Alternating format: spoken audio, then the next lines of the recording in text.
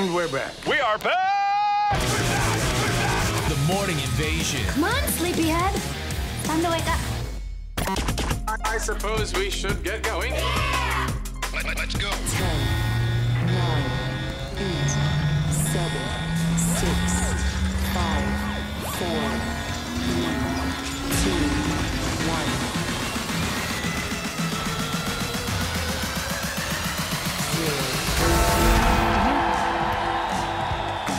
And so it begins.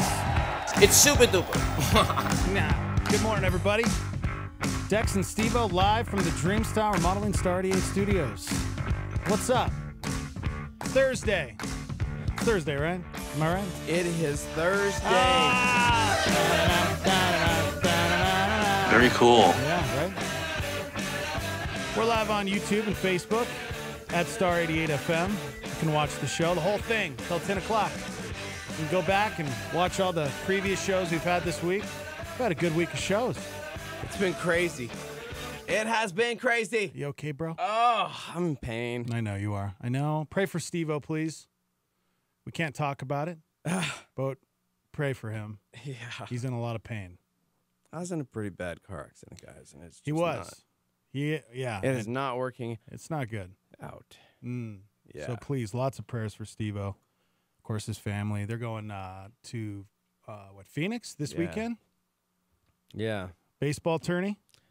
They are. So pray for safe travels but pray for Steve-O that he get healed. And because I can't even imagine, man. That's one thing that that's the worst thing that could happen to your body, I think, is your back. Yeah. You know? Yeah. I mean, that controls everything. I mean, that's how you're standing up right now. I mean, that's like the thing that makes your body go. And if that goes out, ugh. Yeah. At least you have a job where you can just sit down. You should sit, bro. You ever thought about that? Or does that hurt more? No, that's probably not a bad idea. Maybe get a bed in here. I'll just lay down. Lay down and get the mic right. It's been crazy, guys. I apologize. Man, my voice sounds...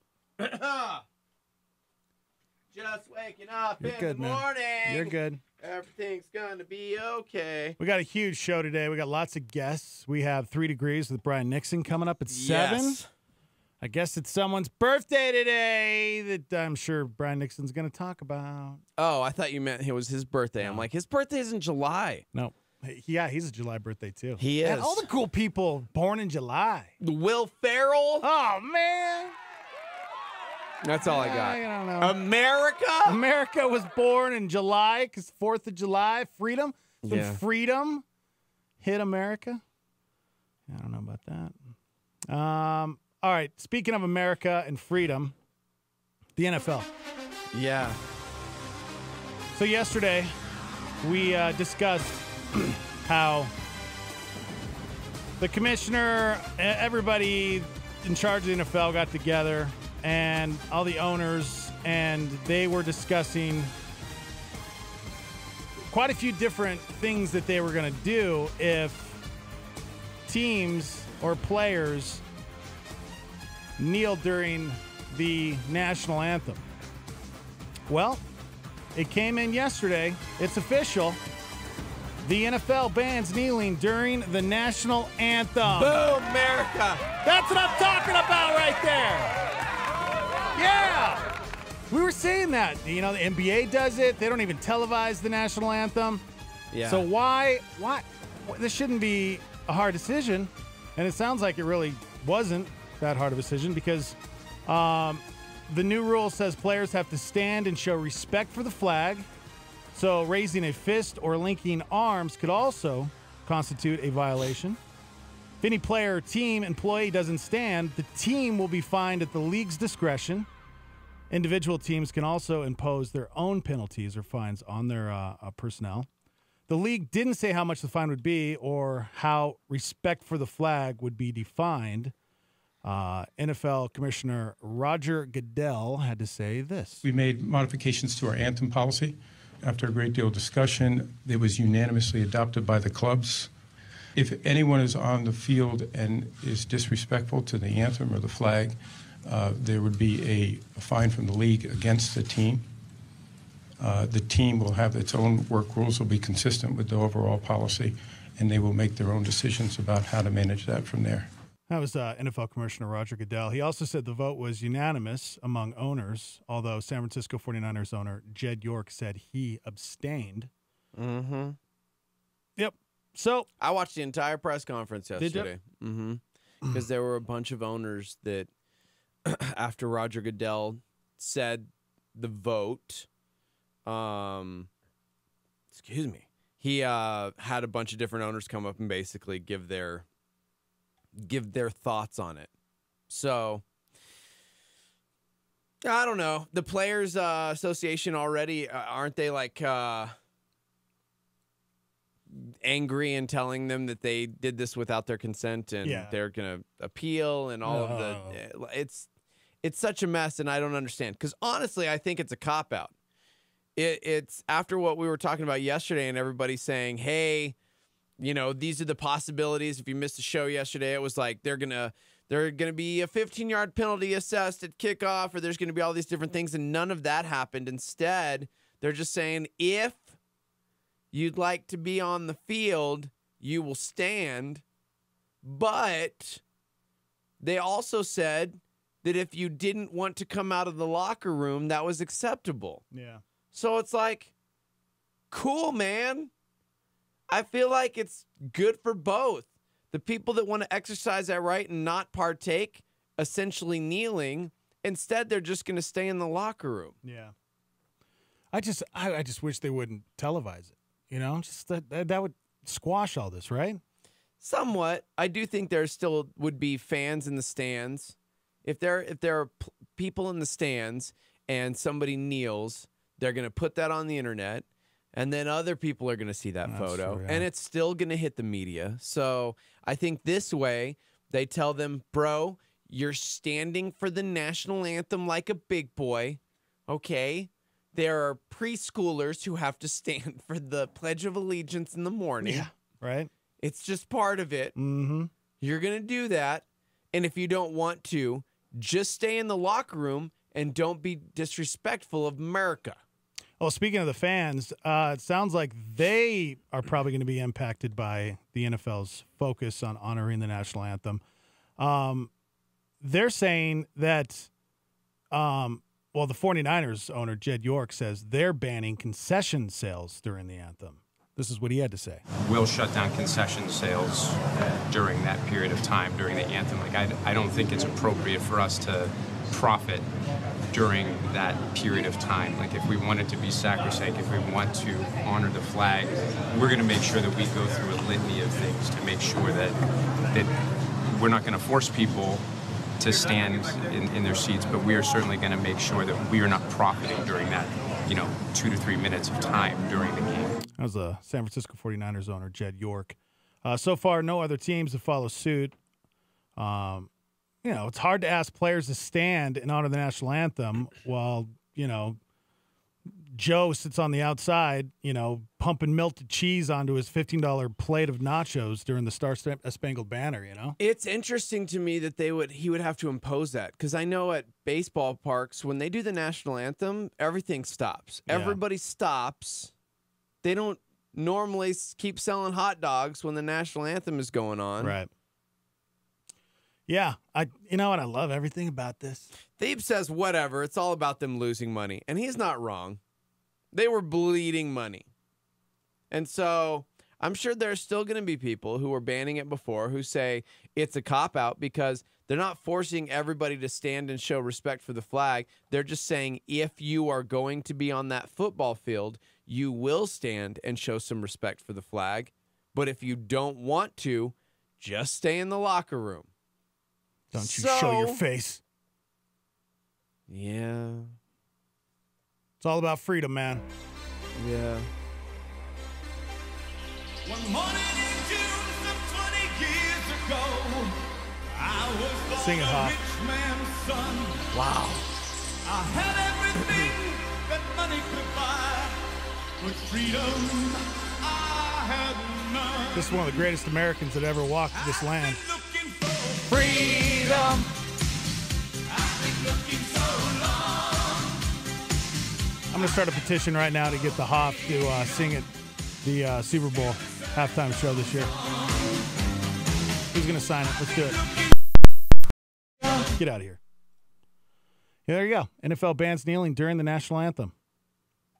Let's hope it sticks. It's got to, right? I guess. I mean, I don't. I guess you were saying they're, other teams are going to appeal this. I would imagine that it's going to. I mean, it was unanimous. That was the thing. Yeah.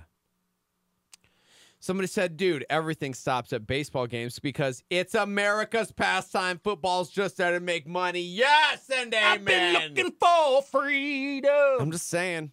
For real, man, when that national anthem hits, everything stops. Everyone stops. Yep. They won't take your ticket at the gate. Everybody stops for the national anthem. Yeah, and it's important, too, because I know you've seen it, Steve-O. I saw it the other day when I was at my daughter's graduation. We all stood for the national anthem. There was a few people in front of me. They didn't take their hat off. And they were grown adults. Really? Yeah, one was looking at his phone. I'm that dude. I would have said something. That's one thing we got to teach our kids is that when the national anthem is going on, you stand at attention and you think about the sacrifice that the men and women have made for this country. And put that hand over that heart, man. Got to teach your kids that. If not, man, they're going to look really ridiculous. Yeah. Because I almost slapped that phone out of that guy's hands. Speaking of America, shout out to Shohei Ohtani of Japan. Yeah. Who's that guy?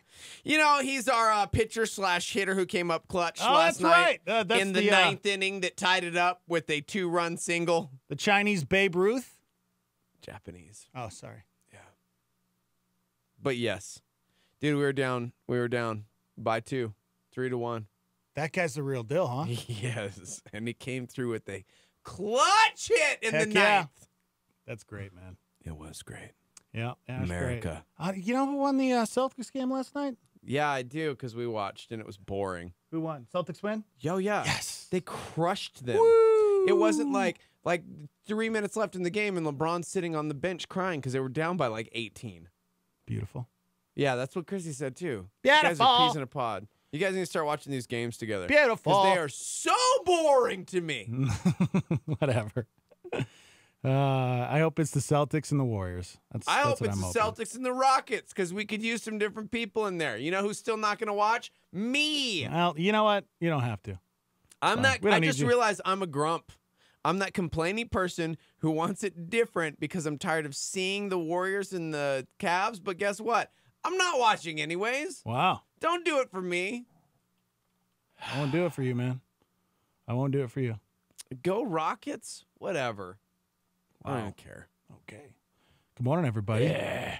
You can text into the show, 505-585-LIVE. You can also call in. Phone line's wide open, 505-338-3700.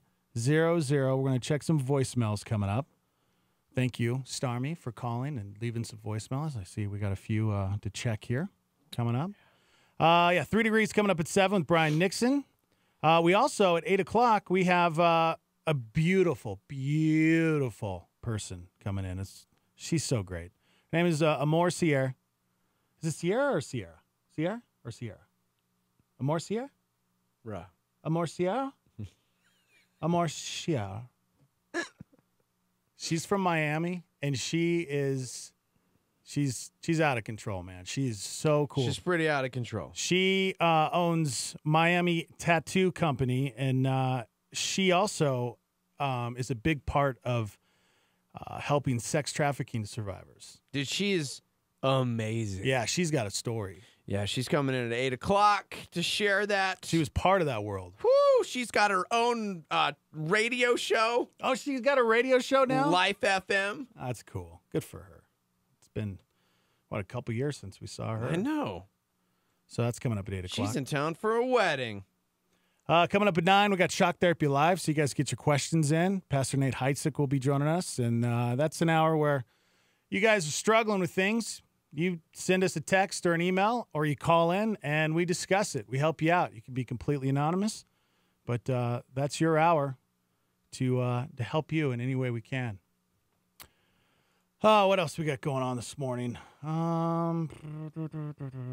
Sarah says I don't watch anything cool. What?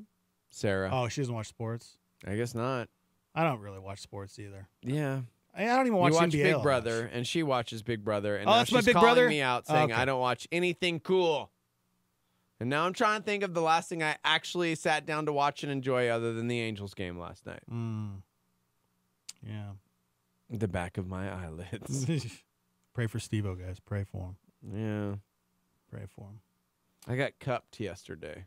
Yeah, that cupping thing that everybody's doing now. Like, they put those cups and they suck the skin up into the cup. You can't really tell. And then they leave big red marks on the back. That's what Steve-O got done. Well, you're hoping they leave big red marks because that means that the blood is flowing correctly and your muscles are properly working. Yeah, it's Steve-O's. There's a few areas that Yeah. you can definitely tell. I didn't bruise. No. There's no blood flow. Part of his back is missing. It's really bad. It's really, really bad, guys. Yeah, man. What else we got going on? Well, it's Thursday. Yeah.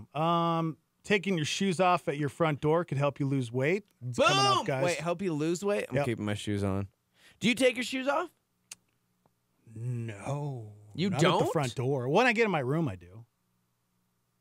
That's weirder. You keep your shoes in your room? Yeah. Huh. Yeah. Meh. Why? You don't keep them at the front door? You guys got dogs. You know, I'm thinking about it. So when I had my own home, I kept them at the front door. Yeah. But now that I'm just living in nomad, another person's home, roaming free, I just put everything in my room. I don't know. I just realized, like, why don't I just take them out of the front shoes door? at your front door. I think I when probably I visit the Petersons. Well, I think I probably do it because I don't want. I kind of feel bad if I left my shoes at the front door. Why? Everybody else Oh, does. well, it's their house. I don't know, it's their house. I'm sure they don't want to see my stinky shoes out by their front door. Okay. I mean, We have like a shoe rack. Yeah? You know, like it's the ball pit at McDonald's. Yeah. So right? everybody just piles them into our Remember those little like days. shoe rack. Yep. Remember those In the days. garage. All right, we got to take a quick break. We'll discuss how taking your shoes off at your front door could help you lose weight. And a guy in North Dakota ran his first half marathon on Saturday. Yeah, somehow he managed to run a full marathon. That's a pretty big difference. So we're gonna talk about that when we come back. We're live on Facebook and YouTube. Star 88 FM. You can find us. Good morning, Kim. Good morning, Nathalia. Anybody joining us on YouTube Live? Who do we got? 13, 14 keeps climbing. Oh, you can't see People anybody? just Nobody joining chiming in? us. Nobody's chiming in yet. Chime in on YouTube, guys. We want to see you. We can't see your names until you chime in. All right, we're going to take a break. We're live from the Dreamstyle Remodeling Star 88 Studios. Hang out.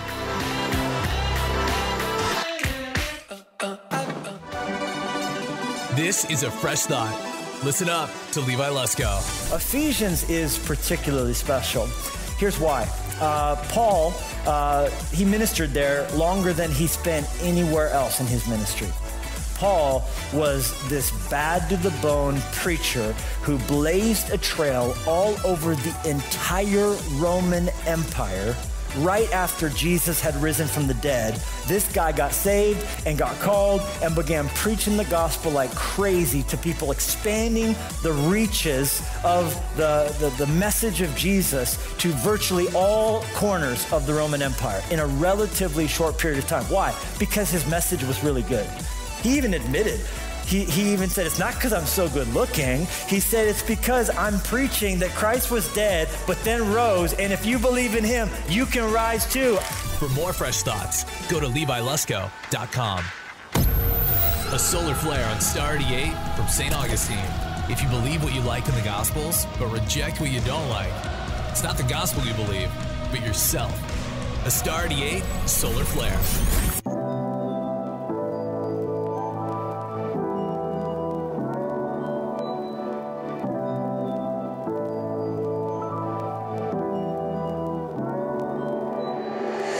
2, 3, 1, 2, 3, 1, over and over again. Going right back to the start, starting from where we begin. And I don't wanna be your friend, I just wanna be in love.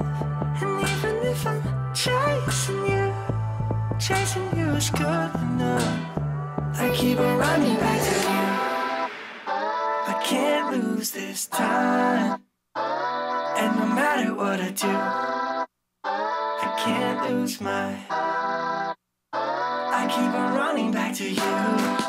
I can't lose this time. And no matter what I do, I can't lose my.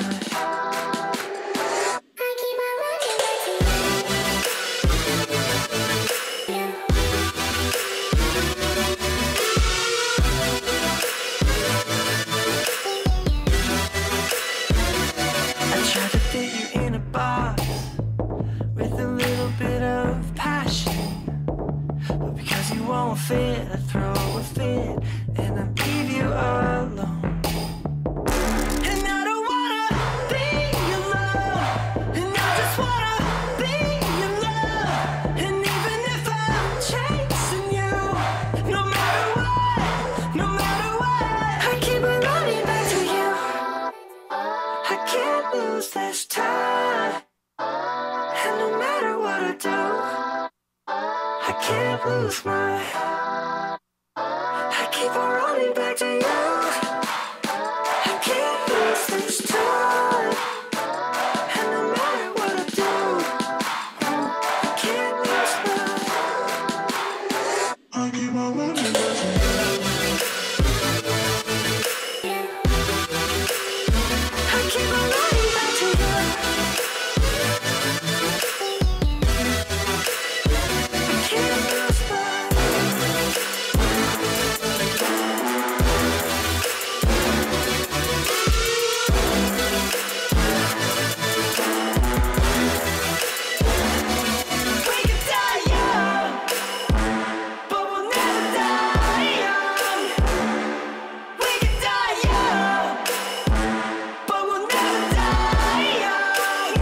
I keep on running back to you. I keep on running back to you.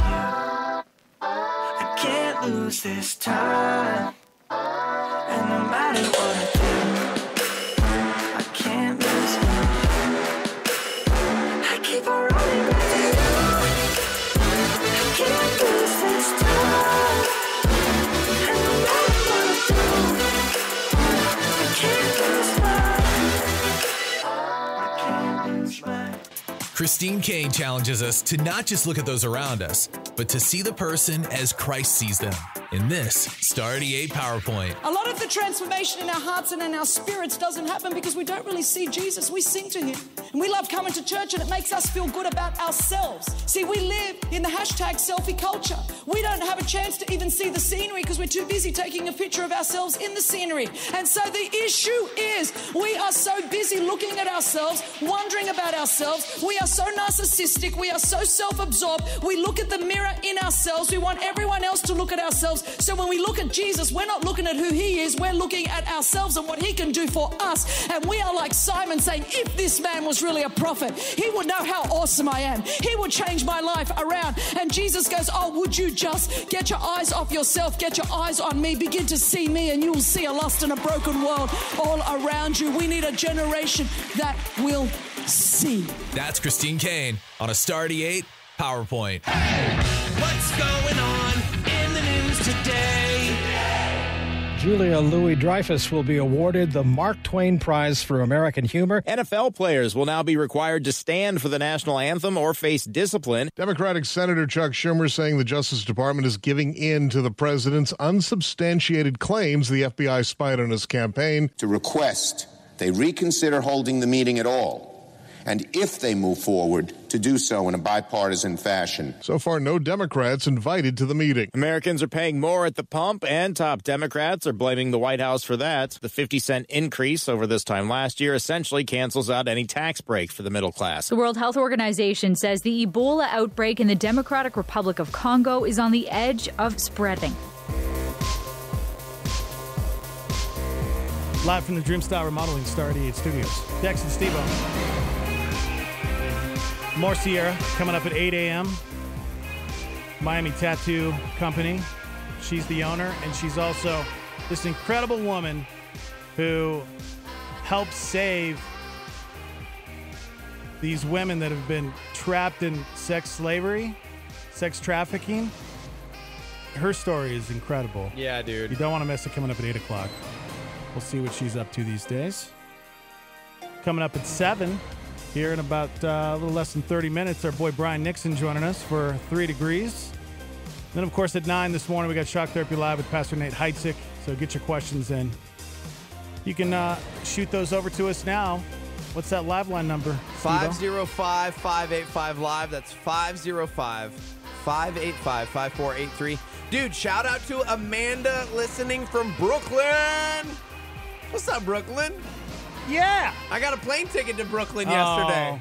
What? That's great, man. That's so I'm great. going out there in October. We'll see what happens. We'll see if I make it there this year. Comic Con. Got to get my buddy pass. Yeah. That's what I'm planning on doing. Might take me 3 days to get there. Dude, Maybe this I is will. what, year 4 for me? Year 4 going to New York Comic Con.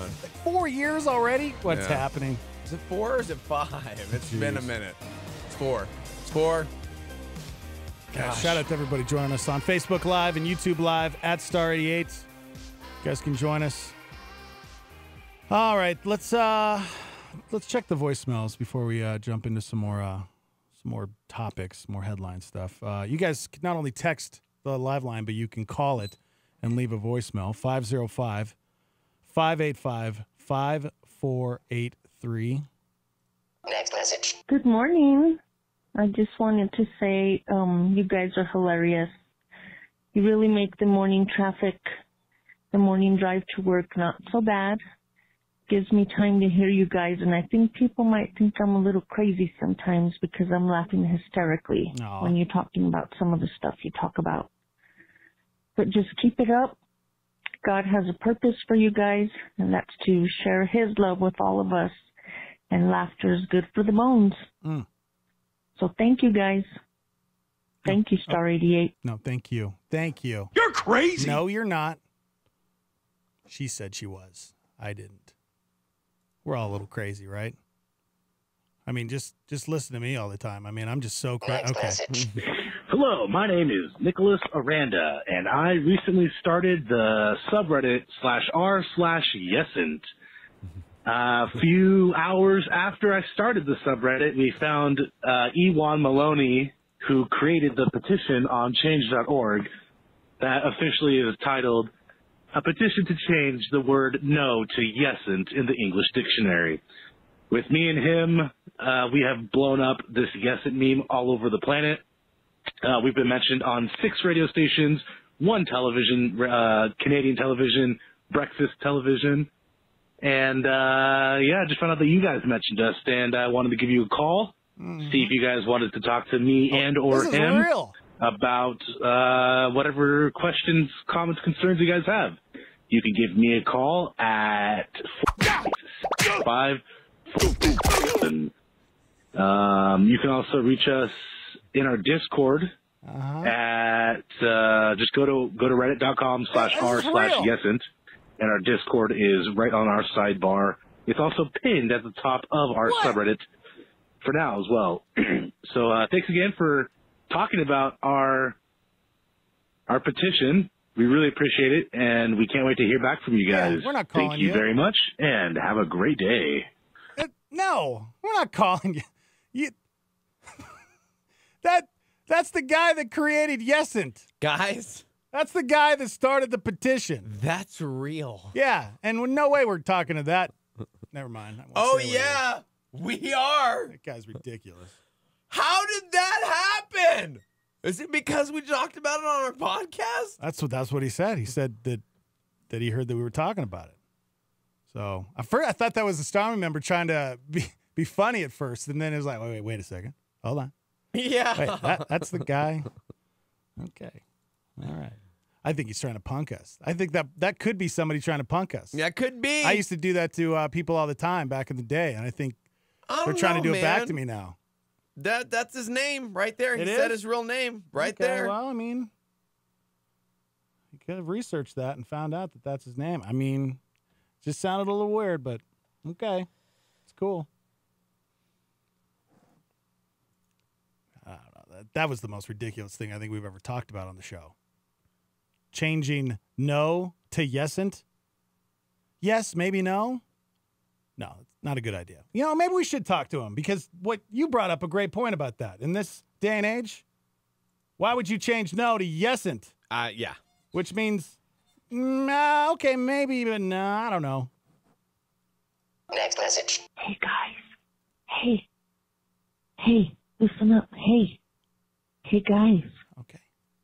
It's Wednesday, my dude. No, it's not. Day late. It's day late. Day late. It's Thursday, lady. I mean, maybe it was when she. No, I'm just gonna. hit us up. She hit us up a little bit ago. She Okay. just doesn't know what day it is. You guys can not only text the live line, but call it, leave a voicemail, say whatever you want, and yeah. Remember, the Stormy texted and said, "I so hate you guys." Why? Listening to your show has become a habit for me. I desperately need to do my homework, but would rather listen to you guys. Thanks a lot, guys. Oh well. ... We've been known to destroy lives. And those extra dots mean so much. This is true. Mm-hmm. I've been getting that regularly. Yep. You ruined my life. Fine, we'll go. We'll leave. We'll You just shut it off. destroyed Let's shut it down. everything. Okay, we're done. Thank See you You're right. so much, Jody. Love you. Bye. People were saying that first caller sounded like kind of like my mom. Yeah. I think when she said the good morning, I was like, oh, is that? That did kind of sound like your mom. Next message. Good morning. Oh. Yeah. I just wanted to say But now it you That's guys your are mom. hilarious. No, it's not. You really make the morning traffic, the morning drive to work not Okay. Well, Steve-O's mom, you don't have to call the live line. You can call your son directly on his cell phone or 338-3700. All right. We know a lot of you out there are into this whole weight loss thing, and there's always new studies coming out, new things that are saying, hey, don't eat this. You should eat this. No, don't eat this. Or you should wear this. No, you shouldn't wear this. Here's your headline. Taking your shoes off at your front door could help you lose weight. How and why is that possible? They say it has to do with tiny chemical particles we come in contact with every day that mess with our hormones and promote fat growth in our tissues. They're called obesogens. Okay. Is that real? I mean, that says obesogens. Obesogens. Huh. And they're in everything from cleaning products and cosmetics to processed food and even the dust floating around your house. And that's why taking your shoes off matters. The study found taking them off the front door can make a big difference on how many obesogens you're exposed to because you don't track as many into the house. It's not clear how much weight you could lose, but some people think it'd be one of the reasons we've collectively gotten bigger and bigger over the past few. Okay. That's no. No. It's not. It No. doesn't have to do with diet and exercise at all? No. There's a golden arch on every corner. I don't know what you're talking about, man. Yeah. I didn't have time to make a breakfast burrito. Yeah, this morning. Steve-O's just gaining weight, man. He's got a paunch now. I don't know if you guys noticed this. And he hits that golden arch almost every morning now. I gotta bring in my stomach. And you I'm sorry. I know you're sensitive about it, but you made fun of my weight for many years. That's true. That doesn't make it right, though, and I apologize. I should never do that to you. Just Is it weird now one that wrong you're doesn't the make- one that what? looks fit and I look chubs? Thanks, bro. That's the nicest thing you've ever said to me. Wow. I'd say it was karma, but we don't believe in that. It's like what you reap, you'll sow. Or what you sow, you'll reap. And if You'll you harvest sow, the sow of you'll the have reapers. patches. What? Okay, yep. Mhm. Let's see. You look really good, bro. Thanks, man. Oh, thanks. I yesterday talked to my doctor about being able to finally start working out. And guess what? No. No. Oh. Not cleared. Gosh, man. I'm definitely not cleared to do that yet. We should start a GoFundMe to get some stem cell No, shut up. shots in your back. I'm allowed to do that. Be careful, bro. No, Put your hands on that's that. Freaking me out. No. Don't do that. I can do that. Pray for Steve-O, please. This I can is hold serious. my This hands is dead. behind my This back. is serious. He was in a Ooh. car accident. just a little while back, and he has been in a lot of pain, and he's. It sucks, dude. It happened really quickly. I apologize for that. It was so, yeah. In an instant, it's a reminder that in an instant, like everything can change, and you don't necessarily have control over those things. And man, yeah. I'm sorry, man. It's unfortunate, but yeah. Yeah. Right. Well, take your shoes off the front door, would you? Yeah, bro. I do.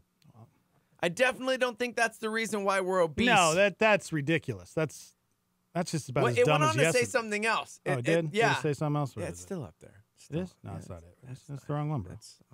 Sorry. What, this? Other things you can do to reduce your exposure is to vacuum more often. Yes. Avoid heating food up in plastic. Yes. Use fewer synthetic cleaning We're products. all organic. Eat organic foods. Organic is a scam right there. Yeah, but I meant organic cleaning products. That's a scam. Like Christy went all hippie, and so it was like oils and all this stuff. And so when we want to disinfect everything, we pee-pee in a bottle, and she sprays it on stuff. And then we just wipe it off. Wait, you pee-pee in a bottle and you spray she it read somewhere everywhere? because that's how you stop like jellyfish stings. Oh, and that's how, so. Well, okay. I didn't get much sleep Guys, last night. don't listen to anything Steve-O just said. That's false. I'm having a hard time right now. No pee-pee in bottle and spray. Okay? That is bad. And don't listen to this stupid study thing from these people. Okay? Okay, bye. See ya. I'm having a stroke.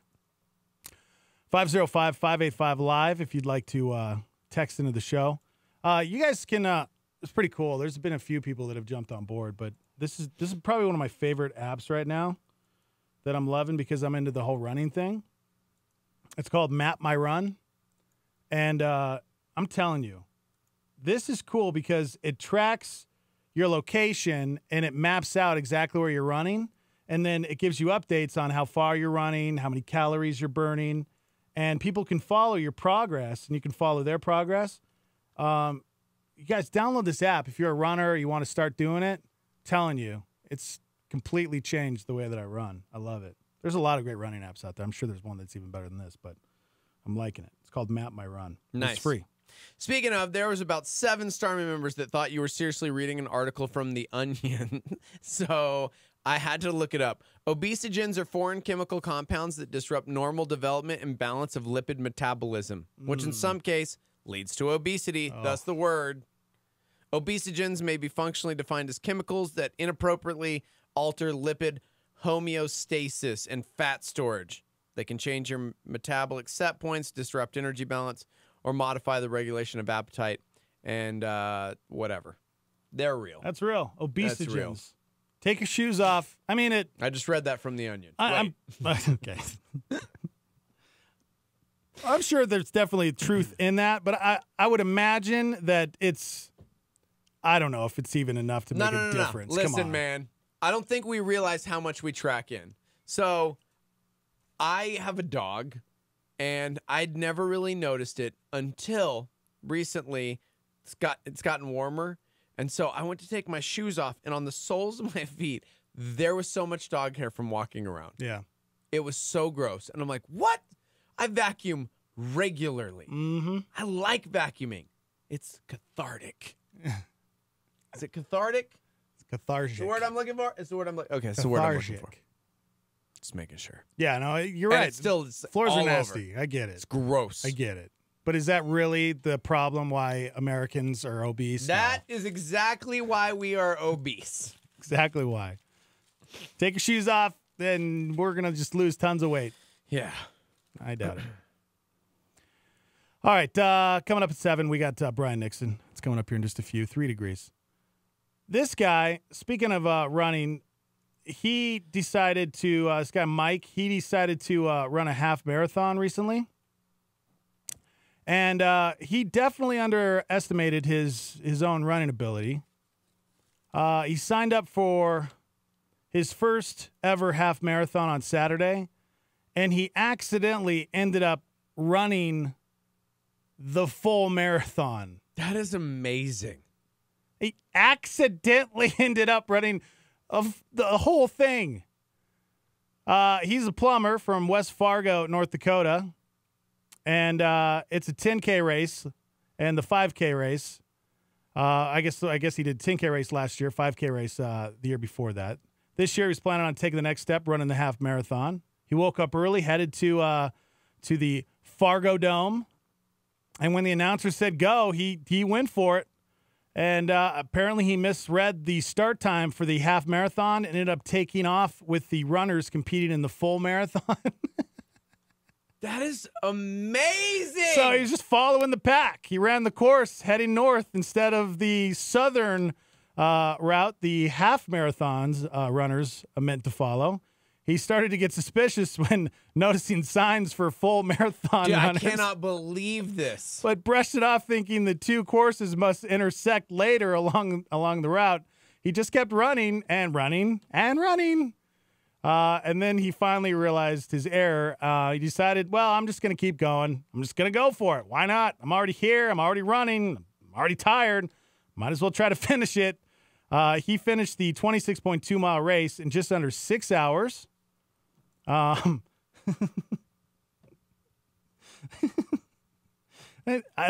love that he didn't quit.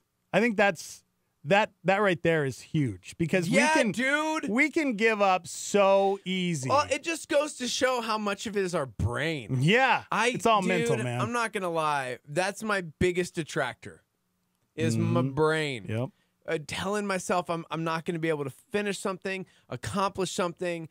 That dude knew he was accidentally running the full marathon, and he could have just been like, nah, man, I'm good. Yeah. Yeah, especially, just think even 15 miles in, 18 miles in, that's amazing. Just at that point, you know? Or just even doing a half marathon, that is insane. That's crazy. That guy went 26.2 miles. Oh. I hope I can do that someday. Yeah. That would be amazing. But yeah, no, I don't know if 6 hours, that's not a great time or anything, but I mean, that's still pretty impressive. That's amazing. It's what do you impressive. mean? Well, that's awesome. I mean, I think like he ran a marathon. I would imagine a really good marathon time is in like the 4s or like the 3. I would say 3.5 hours for like top marathon runners. Average marathon time. Googling it. 4.5 hours. 4.5 hours. Okay, so, you know, 6 is not bad, especially when you're only thinking you're going to run a half. That's the New York Marathon, by the way, New York City Marathon. Google, what's the best marathon time? I want to say it's in the 3s. Best ever? Yeah. Nah, bro. Like 2 hours. Do you think 2s? 2 hours and 18 You might be right. minutes. I don't know. I just made that up. 2 hours Oh and my 2 gosh. minutes! Wow. 2 hours. Somebody ran 26.2 miles in 2 hours. That's insane. Dennis Kimeto from Kenya. Wow. He did that in 2014. Look at all. Ethiopia, Kenya. Yeah. 2 hours and 3 minutes, 2 hours and 2 minutes. What's cool is a lot of those guys we'll see here in Albuquerque because the elevation. The elevation, yeah. We're at 5,000 feet, so a lot of them come over here to train. Yep. Good morning, Stormy. There's a reason why Dex doesn't take his shoes off at the front door. Who's this caller? You know, if you had feet like his, you'd be embarrassed too. I mean, he's got these gangrenous, fungus-laden toes with toenails that are about 2.5 inches long. They're all yellow and brown, and it's disgusting.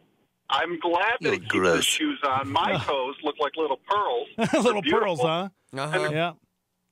Yeah, because, well, you know what? They probably look like pearls because you have Jake rubbing your feet every night. Wow. This is it's getting weird, man. With his hair. With his hair. He's washing golden his feet locks. It's awesome. Okay, bye. Okay, bye. Somebody said, your brain will mess you up. I was lifting with a buddy a few years back, and I left the room for a second. When I came back, I lifted the weight like I did before. He was laughing because he had added 50 pounds without me knowing. No way. It's all in your head, man. Yeah. It's all in your Dude, head. seriously. Somebody else said they can relate to the story because a coworker was supposed to drive to Amarillo, Texas, missed the turn, wasn't paying attention, ended up in Oklahoma. Woo! Yep. Man, you'd think the Rocky Mountains would be a little rockier. John Denver. Somebody said, did he take his shoes off at the front door after running that marathon? Can you imagine how much weight he would have gained at home afterwards? I know, right? Gosh. Yes, that's So never going to be lived down. Your overweight obesity story because of taking your shoes off at the door is never going to be lived down because that is the stupidest story. Obesity. You better take your shoes off, guys. Better take your shoes off. You get fat. Yeah. Particles, these chemical particles, they're going to soak into your skin and you're going to get fat. It's like on average, Americans who do not take their shoes off at home gain 0.013 pounds. Guys, that adds up over time. It's scientific. Hey, that adds up over time. I'm telling you. Don't make fun, bro. I'm just saying. That's serious. You scared me! Phoenix just walked in behind me like a vapor. I have that effect on people. Yeah, that was terrifying. Brian Nixon, everybody. You ready to do this thing coming up in a few minutes? I'm ready to do this, but I first wanted to scare Steve-O because I know how easily he frightens. Yeah. Yes. So you shouldn't do that because he's got a hurt back, man. Yeah. What? Yeah, he was in a car accident. Okay. Thrice? What's you have the band? No, you. Oh, is that where your shirt is? The band Thrice. Thrice. The band. I'm like, what are you talking about? Oh, to be everywhere thrice. Wait, it says to be everywhere is to be nowhere. That's their last album. Thrice. Get with the times. Man, I need to get with the times because first, I didn't know there was a band called Thrice. Secondly, I didn't know they had an album. Wait. Time out. No, I knew that. Okay. I just wanted to really freak you out, Steve-O. I failed my Don't friend. do that, Brian. He's hurt. My friend. I know. One of the greatest He's bands hurt in existence. Not only is he hurt physically with his back, he's hurt emotionally from whatever you said to him, Dex. What? I didn't know. And when you diss one of his bands, he gets hurt spiritually. Oh, gosh. It goes into the inner core of his being. All right. We got to take a break. We're live from the Dreamstar Remodeling Star 8 Studios. When we come back, 3 Degrees with Brian Nixon. Jesus said, "The harvest is great, but the laborers are few. There's work to be done." Hotspot. Therefore pray to the Lord of the harvest to send out laborers. Interesting, not supervisors, not foremen. You just need laborers. You just need anyone who would say, right over here, Lord, you can use me, send me, I'll do it. In this hotspot, Skip Heitzig says, get on your knees and pray. God has to call a person and God has to send people. So what is the answer when you need more workers? Pray to the one who sends out the workers. It's his work. Want more from Skip? Visit connectwithskip.com. Over 3,000 full Bible teachings to be found there. Connectwithskip.com. Here's a parting piece of hardcore wisdom from Skip. If you take the needs of the world seriously and go, Lord, I'm just praying for that country or for that people group or for this neighborhood or whatever, you may find the Lord will answer your prayer in an unusual and unforeseen way. He will send you Hotspot. A Star 8 Supernova with Greg Lloyd. Half the time, I'll work on a message for a long time. And I'll have the analogy about a dog. And I love the dog story. Really? Is that all? Just the dog stories? That all you remember? Well, it's something, I guess. But the point is that when someone hears what you say, that's wonderful. And so when we say, Lord, I've been reading your promises and I remember your promises, and I'm reminding you of your promises, that's a good thing. See, that reminds us that we don't just read through the Bible, we pray through the Bible. Because the Bible is filled with promises. Someone estimated there are 3,000 promises to believers found on the pages of Scripture. Now, I don't know if that number is accurate. If you want to go check this week and get a new number to me, I might use your number for a while. Catch Greg Laurie's teaching show, A New Beginning, on our sister station, KNKT, weekdays at 8:30 a.m. on 107.1 FM. This is KLYT, Albuquerque, Santa Fe, Star 8, New Mexico's fresh alternative.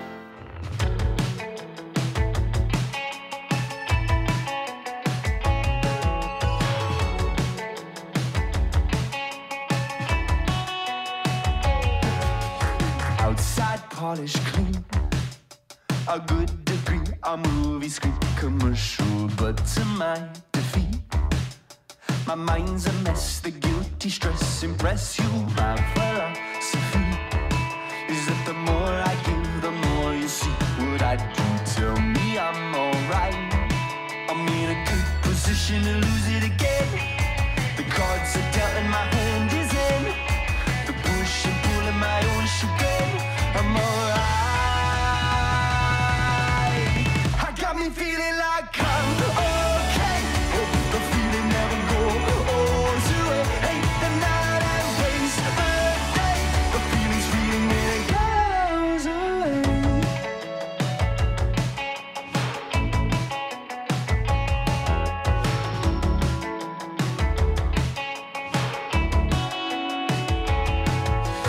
I can find a peace of mind. Slow it down, relax the lifestyle. Make you think I'm of the times. Back and forth, we're doing fine. I'm in a good position to lose it again. The cards are dead and my hand is in. The push and pull of my own chagrin. I'm alright. I got me feeling like I'm okay. Hope the feeling never goes away. Hey, the night embrace the day. The feeling's fleeting when it goes away. I got me feeling like I'm okay.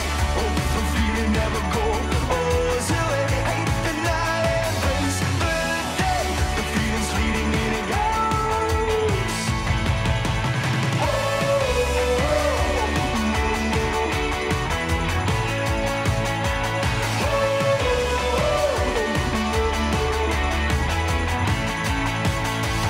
God changed my philosophy, my state of mind is in disguise. I'm losing all the honesty, arresting all the life inside. Tell me that I'll be alright. I tried myself and came up dry. Give me more that satisfies you. You're okay, then I'm okay. You got me feeling like I'm okay. Hope the feeling never goes away. On the night embrace the day. The feeling staying never goes away. You got me feeling like I'm okay. Hope the feeling never goes away. On the night embrace the day. The feeling staying never goes away. 4, 3, 2, 1. Let's do this. Yes! The Morning Invasion. They require equipment and staff and a travel budget and just a little bit of special sauce.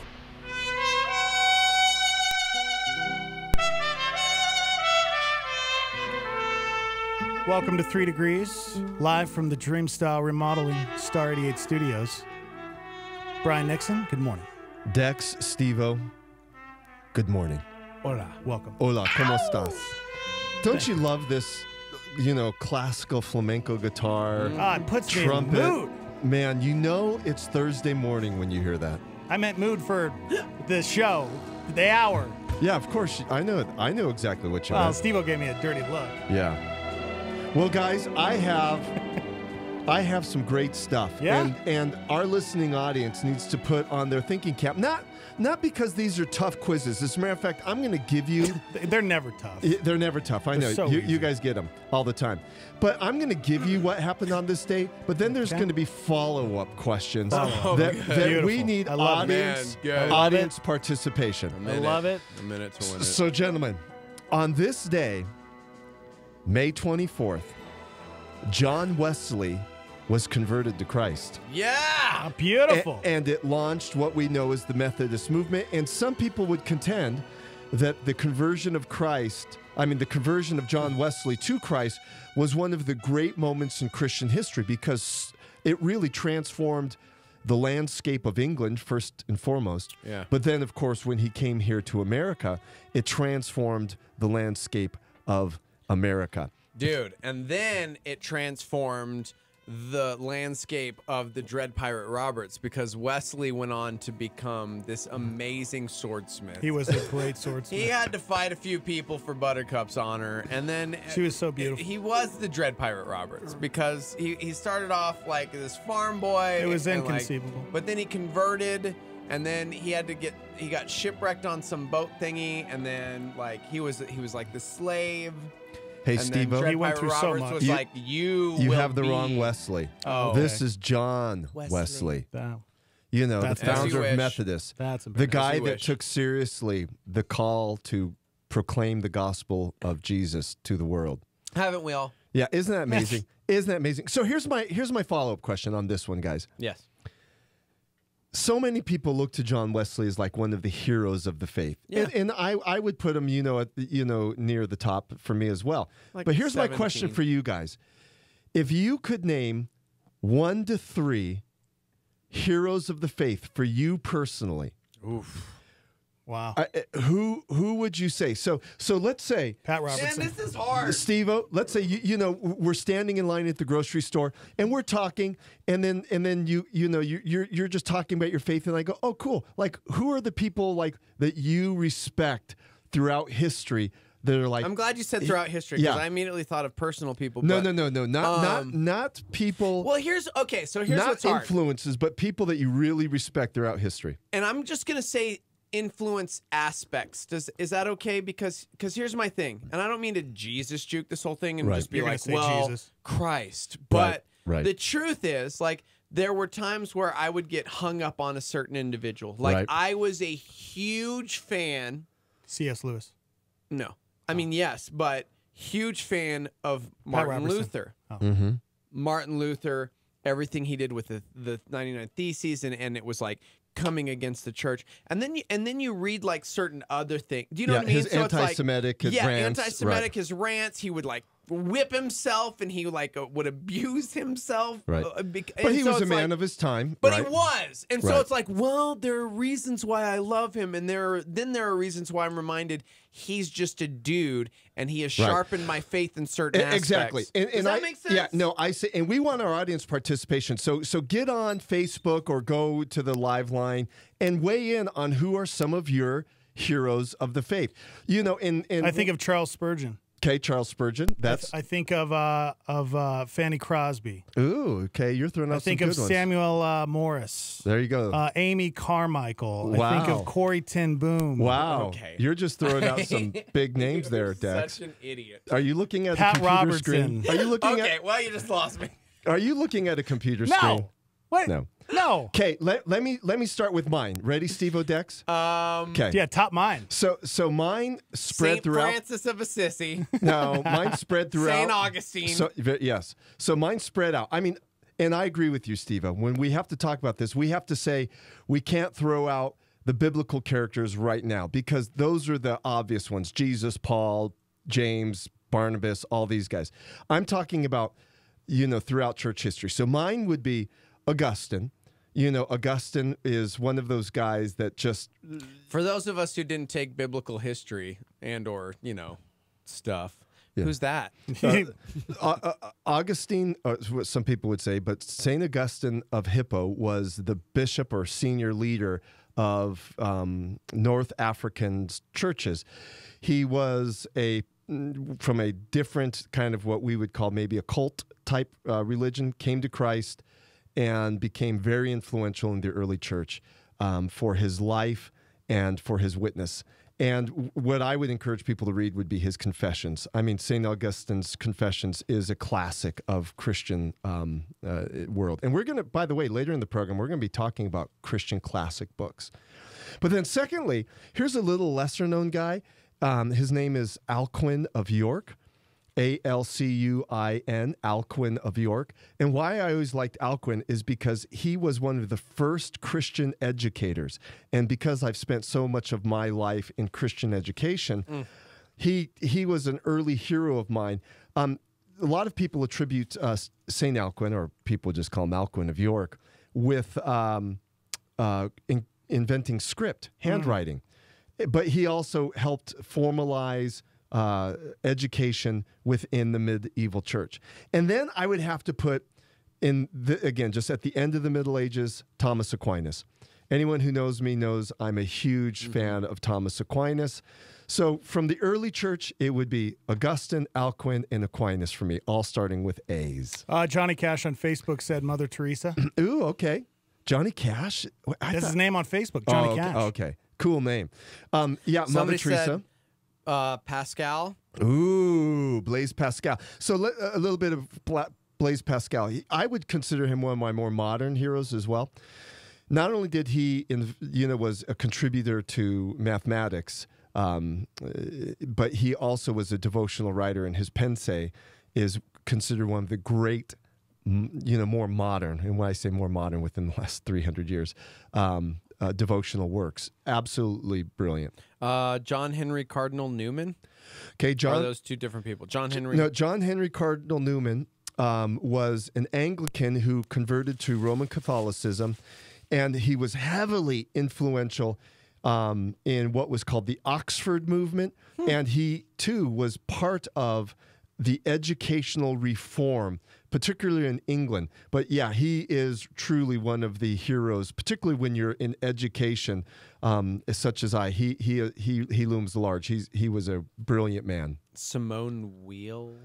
Yes, Weil was a Holocaust and she was a Holocaust survivor, terrible, and wrote some of the most beautiful books and works on forgiveness that have ever been penned. There you go. Absolutely amazing. People are chiming in left and right. Yeah, this is great. Keep it Somebody going. said Carmen, Billy Graham, Martin Luther, and Bible Man. The Bible Man? Carmen Bible the Man? singer? Yeah.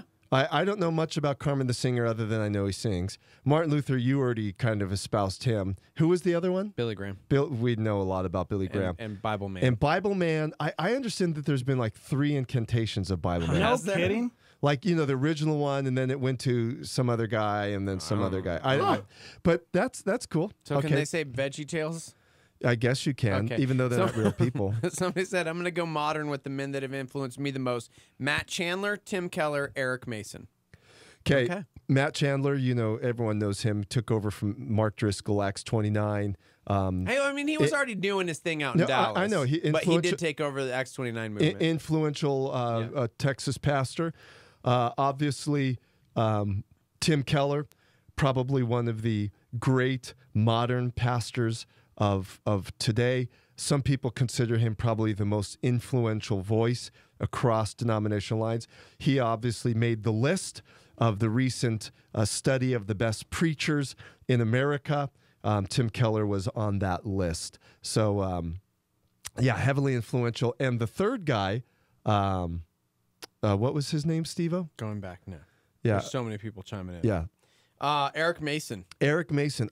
You know what? I must admit I'm not too familiar with who Eric Mason is. If I were to throw in my more modern guys, for me, if you know me, you know John Stott. John Stott is probably one of the guys that loom large. I would have to put, Dex, you already mentioned him, C.S. Lewis looms large in my world as well. Same. And so, more modern guys. But John Stott, for me, is probably the pastor's pastor, one of the guys I respect the most. And I was privileged to meet John Stott. What about Bono? Yeah, I think as a Christian leader, you would have to respect him in certain areas, and then other areas you just have to, kind of wait and see, See, it's like Martin Luther, bro. Yeah, exactly. Exactly. Here's what Dex and Steve-O. Yeah. Here's one of the interesting things, though, when I look at Christian leadership, and I tend to do this with a lot of things, and it's not that I'm compartmentalizing, but it's such an easy matrix. Using the transcendentals, which are a philosophical point of truth, beauty, and goodness. And I always go, okay, who are those leaders that just spoke the truth or taught the truth? And you could highlight those. And then you go, who are those Christian leaders that really just exemplified something beautiful? I'd put Bono in that area. Yeah. Maybe a little weak on the truth, but so great in beauty. I would put like T.S. Eliot in beauty, as a poet. I would put, James Turrell, the painter or the modern artist. There's a lot of Christian people who you would say they just excel at beauty. And then goodness, the third one, are those people like Mother Teresa. Yep. Those who have just done amazing things with their life. So it's rare to find someone who has kind of cut across all 3 areas. But here's the thing, with C.S. Lewis, you do find someone. I mean, the beauty of his writings, the Narnia series, the truth of his apologetics, and then the goodness of what he did with his money and such. Yeah. Unlike a lot of modern day people who hoard their money and just give it to themselves. Pass it down to their kids. What he did is he gave it away. Yeah. He gave a lot of his money away, and so there was a lot of goodness exude from his life. So C.S. Lewis was one of those guys that kind of touched on all areas. But what were some of the other ones? Oh gosh. Okay. I'm gonna have to just start reading because we've got like 50, and you just keep stopping to tell us everybody. Oh man. Okay. I won't stop and tell you unless someone just really catches my attention. Okay. Stephen King. Now what? Okay.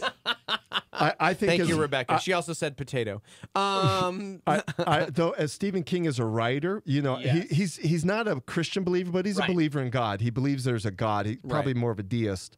But you could probably put him in the beauty section of appreciating his art. Yeah, dude. C.S. Lewis, G.K. Chesterton, Smith Wigglesworth, Kenneth Hagin.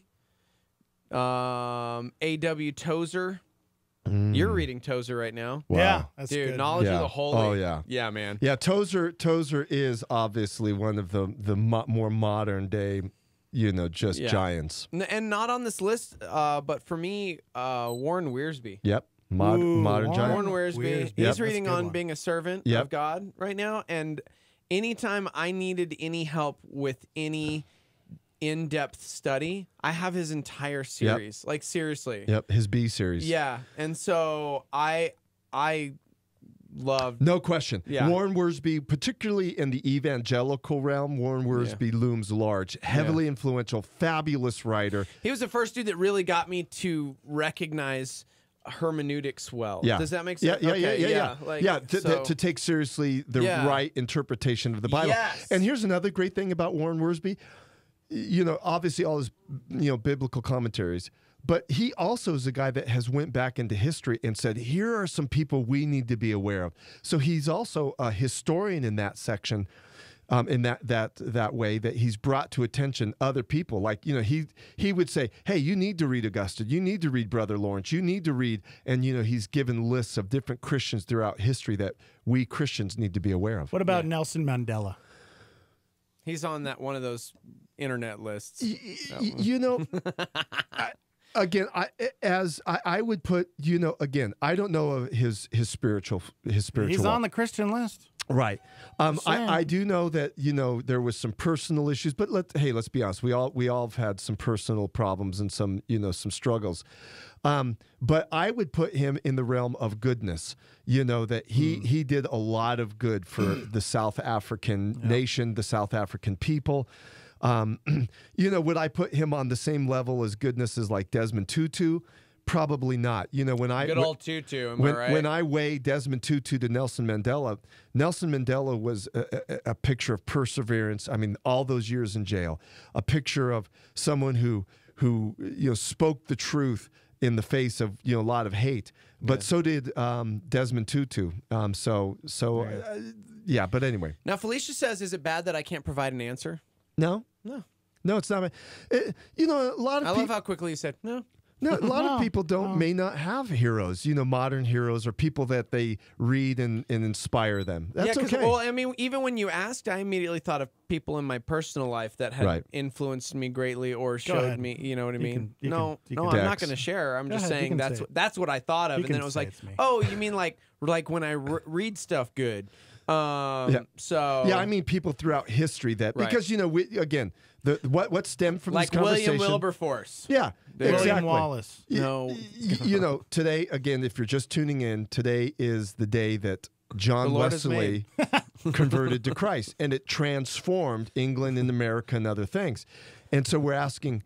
A lot of people see him as a hero of the faith. And so the question is, who's your hero of the faith? John Calvin, #1. I'm just kidding. Who's your hero? Okay, so have we exasperated our heroes Nothing of wrong the with faith? John Calvin. I don't want to upset my friends. Here we go. Here's number 2. So first one, on this day, John Wesley was converted to Christ. Yeah. Also on this day, and considered a hero to many, Indiana Jones. Bob Dylan was born. Okay. Ladies and gentlemen, today is Bob Dylan's birthday. Yeah, it's my favorite Bob Dylan song.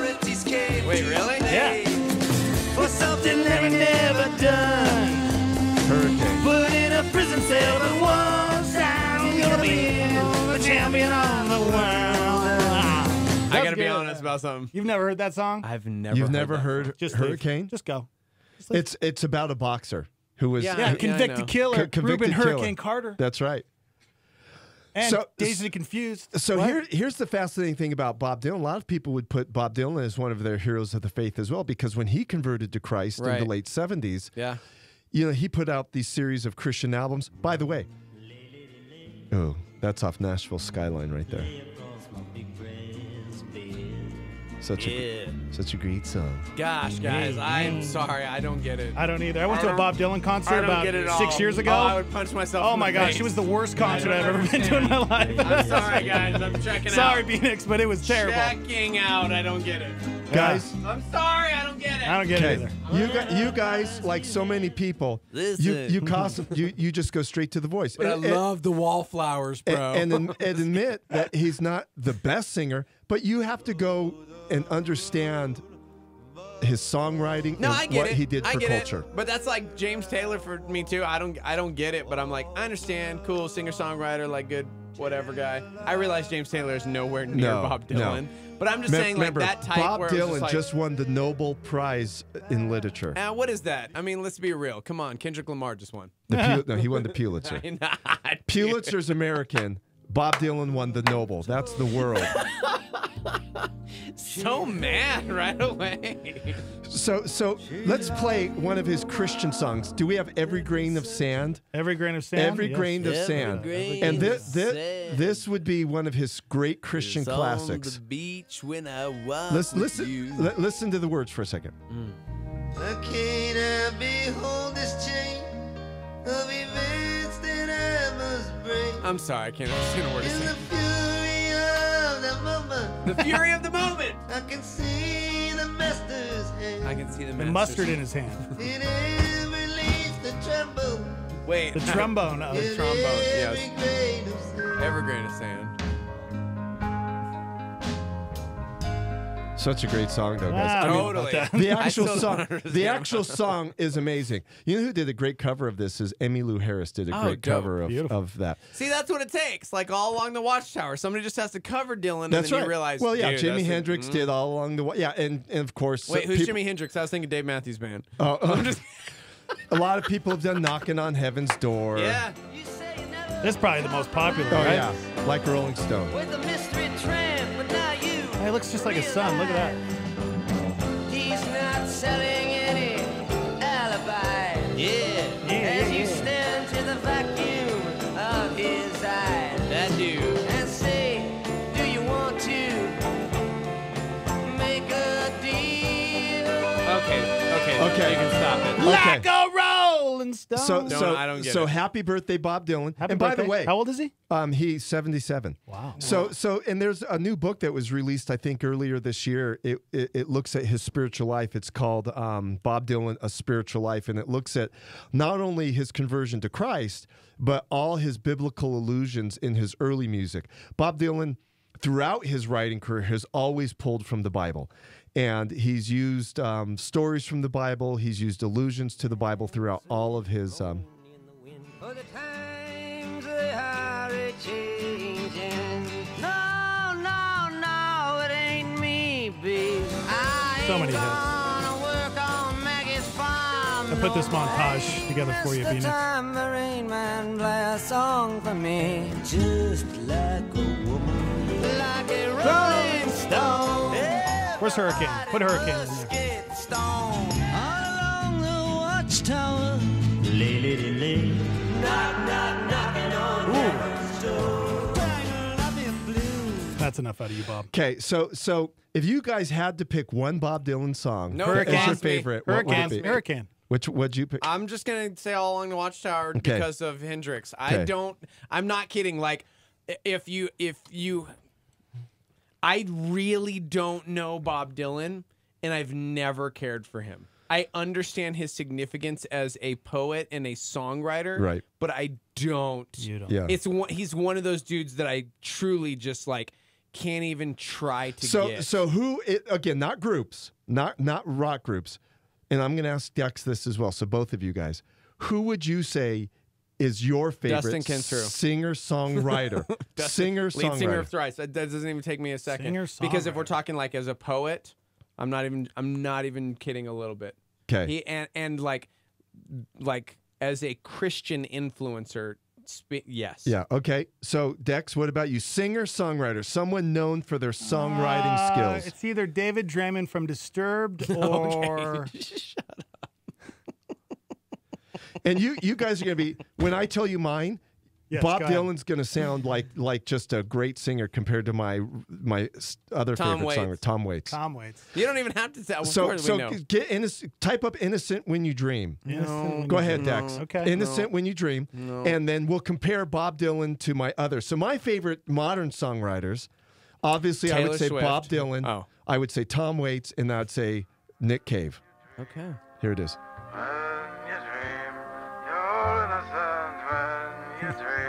I know this. Why does it sound like that? You're innocent when you dream, bro. You really into this? Oh, I love this.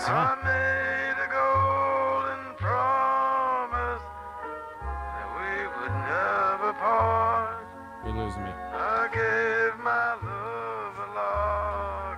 Our girl Megan just chimed in and said, Billy Joel!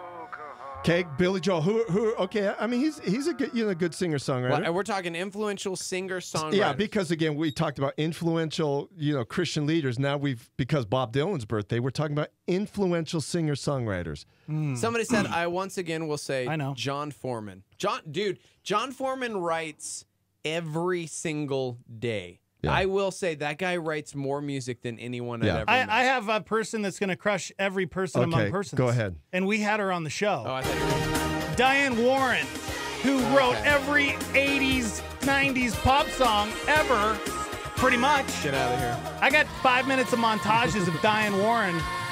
You know what I'm talking about, right, B-Nix? Okay. Just listen to these montages.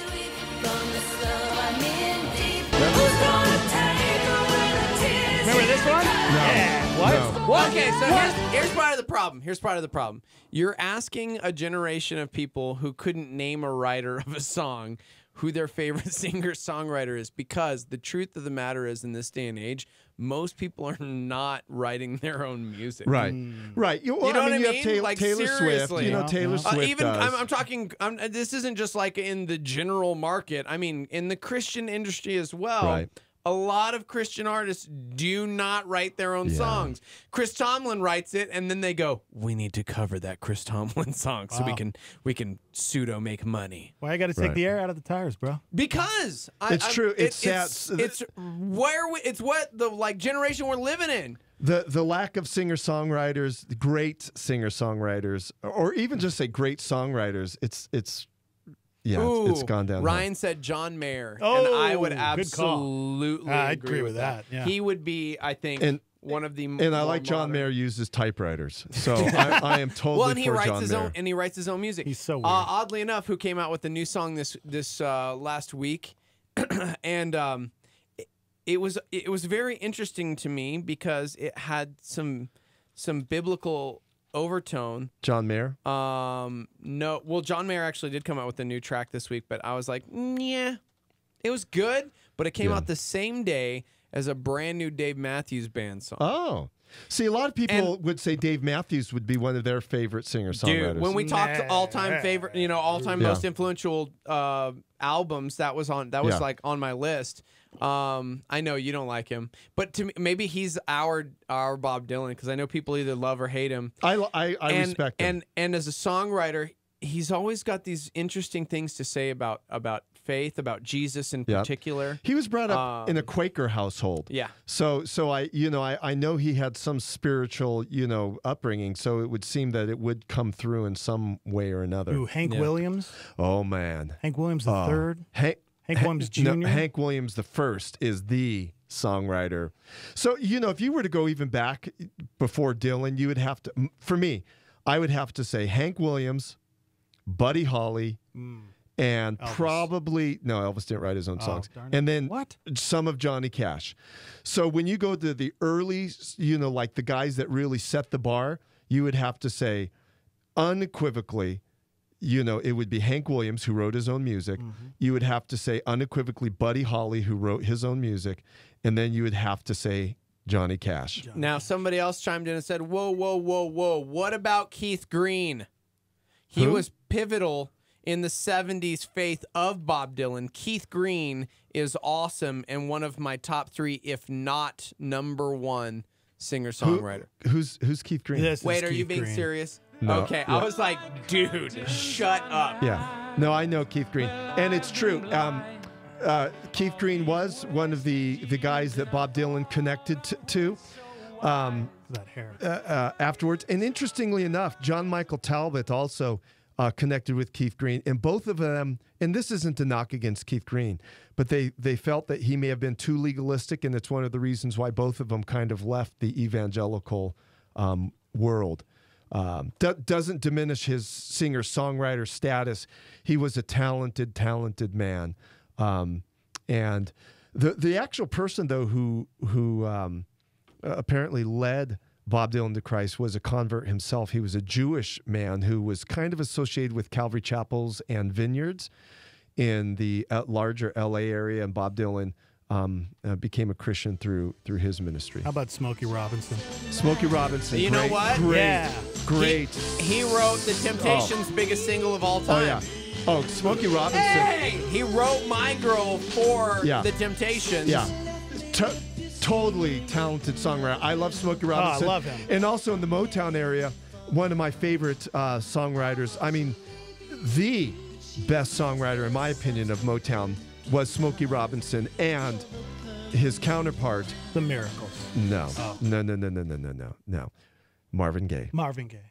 Marvin Gaye, particularly What's Going On album, is brilliant. It should be on everyone's listening list of great albums of all time. What's Going On, such a fabulous album. What's going on? What's going on? What's going on? What's going on? Ooh, there's a Marvin Gaye documentary. I'm going to have to watch that later. Yeah, Marvin Gaye and Smokey Robinson, obviously the two great songwriters. And when you talk about Motown, they are the top.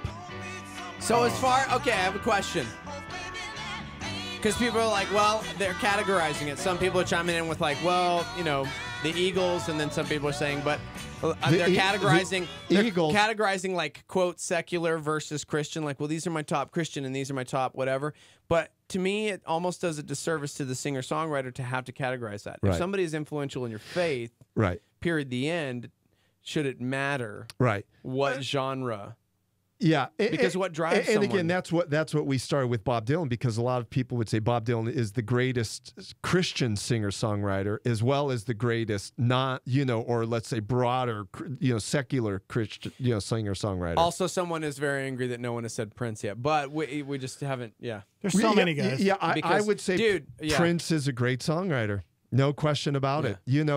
There's a lot of talented people, but yeah, I mean the bottom line is it's really tough just to pick. That's when you go those who influenced you, and that's where Stevie, you said Thrice, the guy from Thrice. Dex said the guy from Disturbed. Being funny? Maybe I'm not. I'm not being funny. Dustin Kentrew is one of those dudes. He was a worship leader actually out in Orange County with Mark Driscoll, the whole Acts 29 movement, and when he's always been there as far as his faith, but I'll tell you, the last few albums, it's very, very, he dives very deep into all things faith. I mean, it talks about marriage and oh man, I think any good singer-songwriter is going to hit upon the big themes of life. They're going to hit upon faith and God and love and sacrifice, and that's what makes them great singer-songwriters. I mentioned one guy who's not as well known here in America, but Nick Cave. Nick Cage? Nick Cave. And he's an Australian singer-songwriter. He's kind of like, if you will, the Tom Waits or Bob Dylan of Australia. But if you listen to his Love Letter, a song called Love Letter, it's this beautiful song of just him writing a letter to the person he loves. And it's just, again, it's a simple song, but it's just beautiful. And that's what makes great singer-songwriters. Yeah. They just capture a moment. Oh. Okay. Oh, What about Jeff Buckley? this is Nick Cave doing. No, this is Jeff Buckley. Oh, this is okay. What do you think of him? I think Jeff Buckley was a great songwriter, but This makes me cry every he time. didn't. Obviously, he died before he really flowered. This album, Grace, was profound, but then he died. He never got a chance to bloom into He what was I a think young he man, could have. right? That's exactly right. He was our age, man. Put in Nick Cave's love letter. We're just going down this rabbit hole then, huh? Nick Cave? Cave, you said? Nick Cave, Cave, love Okay. letter, and you know it's a beautiful song. I mean, and that's what makes things just great singer songwriters. Go tell her, go tell her.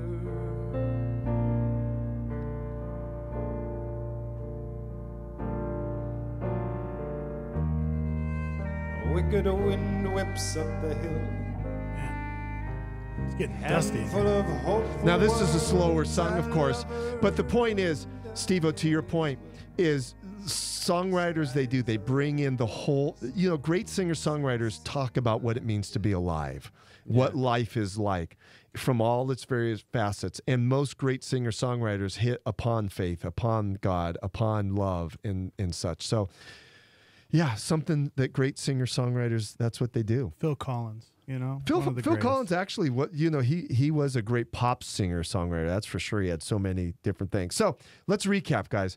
On this day, May 24th, John Wesley was converted to Christ. We talked a little bit about people who have influenced us throughout history, these heroes of the faith.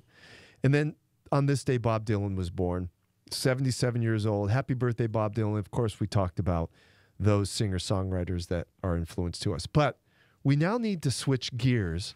And this is one that we've touched base on before, guys, because I announced that the program was coming on PBS. It was called The Great American Read. And we said, hey, America's trying to find the most influential novel of all time. Well, the broadcast aired on Tuesday, and everyone had an opportunity to vote for their their favorite novel. And then they're going to tell us sometime in the fall what is America's favorite novel. And here's the cool thing, guys. There's a lot of Christian books on this list. I was incredibly surprised. It had John Bunyan. Really? It has C.S. Lewis, J.R.R. Tolkien. It even had The Shack. And so, all of these things, it's just interesting. So what was fascinating to me, of these 100 books that they posted on their website that you could vote on, they did regional surveys. They went around the country and surveyed people live and through written surveys, and they compiled the greatest 100 books that people considered the great novels. Gilead, which is a Christian author, is on there as well. And then the Left Behind series are on there. Beautiful. So here's the thing, Christians who are listening, you need to go on to the Great American Read. That's crazy. And vote for your favorite book. And not that I'm going to try to say you have to vote for a Christian book. But man, would it be cool if like the Chronicles of Narnia won the best novel of America? How about the Grapes of Wrath? Grapes of Wrath is on there, and I love This Steinbeck. makes me happy. So all you have to do, it's really simple. It's really No. simple. So I know we've talked about this before, and we want to hear from our listeners as well. But Dex, what are some of your favorite novels of all time? Lord of the Rings. Okay, that's on there. He's just talking about the he's Notebook. just The looking Notebook they turned that into one of the greatest love movies of all Okay, get outta time. here. I mean, come Get on, out. The You Notebook. You can't do this. I mean, he's come on, not the taking it Pillars of the seriously. Earth. Twilight's the on Sun there. also rises. So here's the problem with society. I'm just gonna break into this because we have a friend chiming in right now on YouTube. You missed this conversation, but being that you care greatly about culture and art and words, yes. Have you heard about this idea that the word no? I don't know if they thought it was too harsh or whatever the reason is, but they started a petition because they wanted to change it from no to yesn't. So yes and yesn't. Oh, you giggle, but they're serious. And he keeps chiming in. He's texting into the live line right now. Oh, he's he's on YouTube watching us right now on YouTube. I don't think you're real, sir. Here's my problem. The only reason it even got off the ground is because this dude who's listening started this petition and made a Reddit, and then, now this culture, this generation, it's like, we're just going to vote because popular opinion matters, and the majority rules, you guys. And so I look at this list of the great American read, and you've got To Kill a Mockingbird. You have This Present Darkness by Frank Peretti. Yep. You've got, and then you look and you're like, oh, and then we've also got Twilight and The Hunger Games is on this What's wrong with list. those, bro? And, okay, as the greatest American novel of all time. They're great Now, novels. mind you, this list was not compiled from just the critics That's and what the I'm experts. saying. It was They compiled by like Reddit.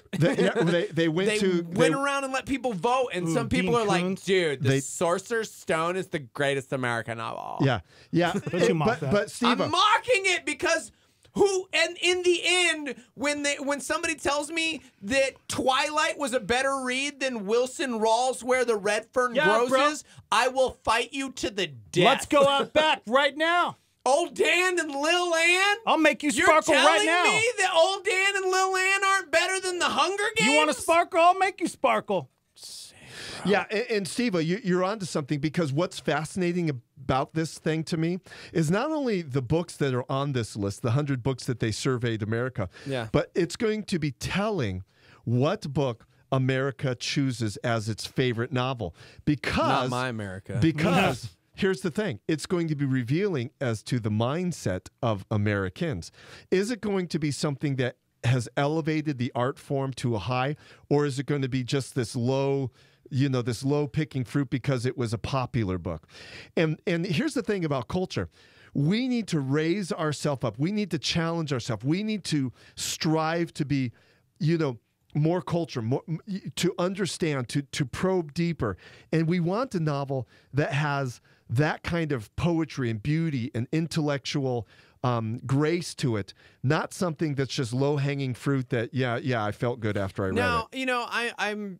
I mention all of these books, but in turn, I would say the Chronicles of Narnia is on there, as are the Harry Potter series. And in my personal opinion, the Harry Potter series was a better allegory of Christ than the Chronicles of Narnia. Sure. Wow. Sure. J.K. Rowling came out with that after she was finished. And if you actually read them and didn't just go, that's wizards. You're out of here. Really? That's Your last interesting. day. Tell me the second book in the series. The first one's The Magician's Nephew, and the next one is called The Lion, the Witch, and the Wardrobe. So go ahead. Tell me how you can't read Harry Potter, though. Yeah, and you're right. She has come out and said that Christ was, the person of Christ. It's a brilliant allegory. Steve-O, It's beautifully illustrated. Here's the beautiful thing about this list, Steve-O, just so you know, in all of our listening audience, go on to the Great American Read. Yeah. Type up and just hit the vote button. And here's the thing. You could vote for all your favorite. Dude, you don't Game just of have to pick Thrones one. is on the list. You don't have to pick one. Yeah. You could pick two. Here's the cool thing, Steve-O and Dex. You can pick two? If you were to rewatch the Great American Read, you could go on PBS.com. It begins in Santa Fe, New Mexico. Oh, no kidding. Yeah, Dope. with George R.R. Martin. He's talking about his favorite book. Sorry. And that is, of course, he picks The Lord of the Rings as his favorite book. But they also come back to New Mexico for Bless Me Ultima with Rudolfo Anaya. So New Mexico actually was the only state that I remember in this 2-hour show that had two authors that highlighted both J.R.R. Martin, George R.R. Martin, and then Rudolfo Anaya. That's so awesome. New Mexico had a good. My only complaint of it is there should have been a third author from New Mexico on this list. There is no Cormac McCarthy. I was just about to say I don't see any. There Cormac is McCarthy. no Cormac McCarthy on this list, and that's a little that makes me mad. How do you feel about the fact that there's none of that but the Shacks on the list? Go ahead, give me your thought. It was a bestseller, man. Yeah, but that's my problem. I personally would have taken off a few of those books, the Shack included, and put on someone like Cormac McCarthy. I mean, Cormac McCarthy is a Pulitzer Prize winning author who has influenced culture, and his works are profound on so many levels, and his writing style is just so unique. So obviously there would be some that I would take off that list, and I would definitely have someone like Cormac McCarthy on there. But you know what? They didn't survey me. They didn't ask me. So they asked other people, and that apparently is representative of America right now, those books. So Christians, go to the Great American Read and vote for your favorite novels, because there's like 7 Christian books on there. It's pretty amazing. Yeah. What are people chiming in, Steve-O? Our boy Nicholas, who's trying to change the word from no to yes into saying the guy in the back is saying some powerful stuff. You heard about that guy, right? This is real, man. No, Steve-O was just saying that, that he is trying to change. And Now, they have, you should see how many signatures they're at right now. Let me see if I can find that. the thing is, I get what it says, because no in modern the modern connotations of no really has, it strikes you. You know, if I just come in and you say no, and I say no to you, it really it can be a damaging word. So I get why you would want to change the word.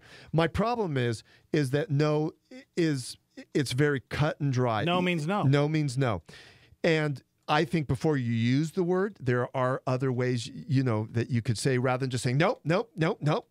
You could say, well, let me think about it, or you raise a good point. But somewhere along the line, you may have to use the word no. Right. Yeah, especially in this day and culture, it's. But I get where he's coming from, because just the word alone, particularly in the field of education, has direct and strong connotations. If a kid comes up to me and says, hey, I'm thinking of doing this, and I go, nope, dumb idea. Nope, nope, nope. That says a lot, to the child. It does, yeah. You're right.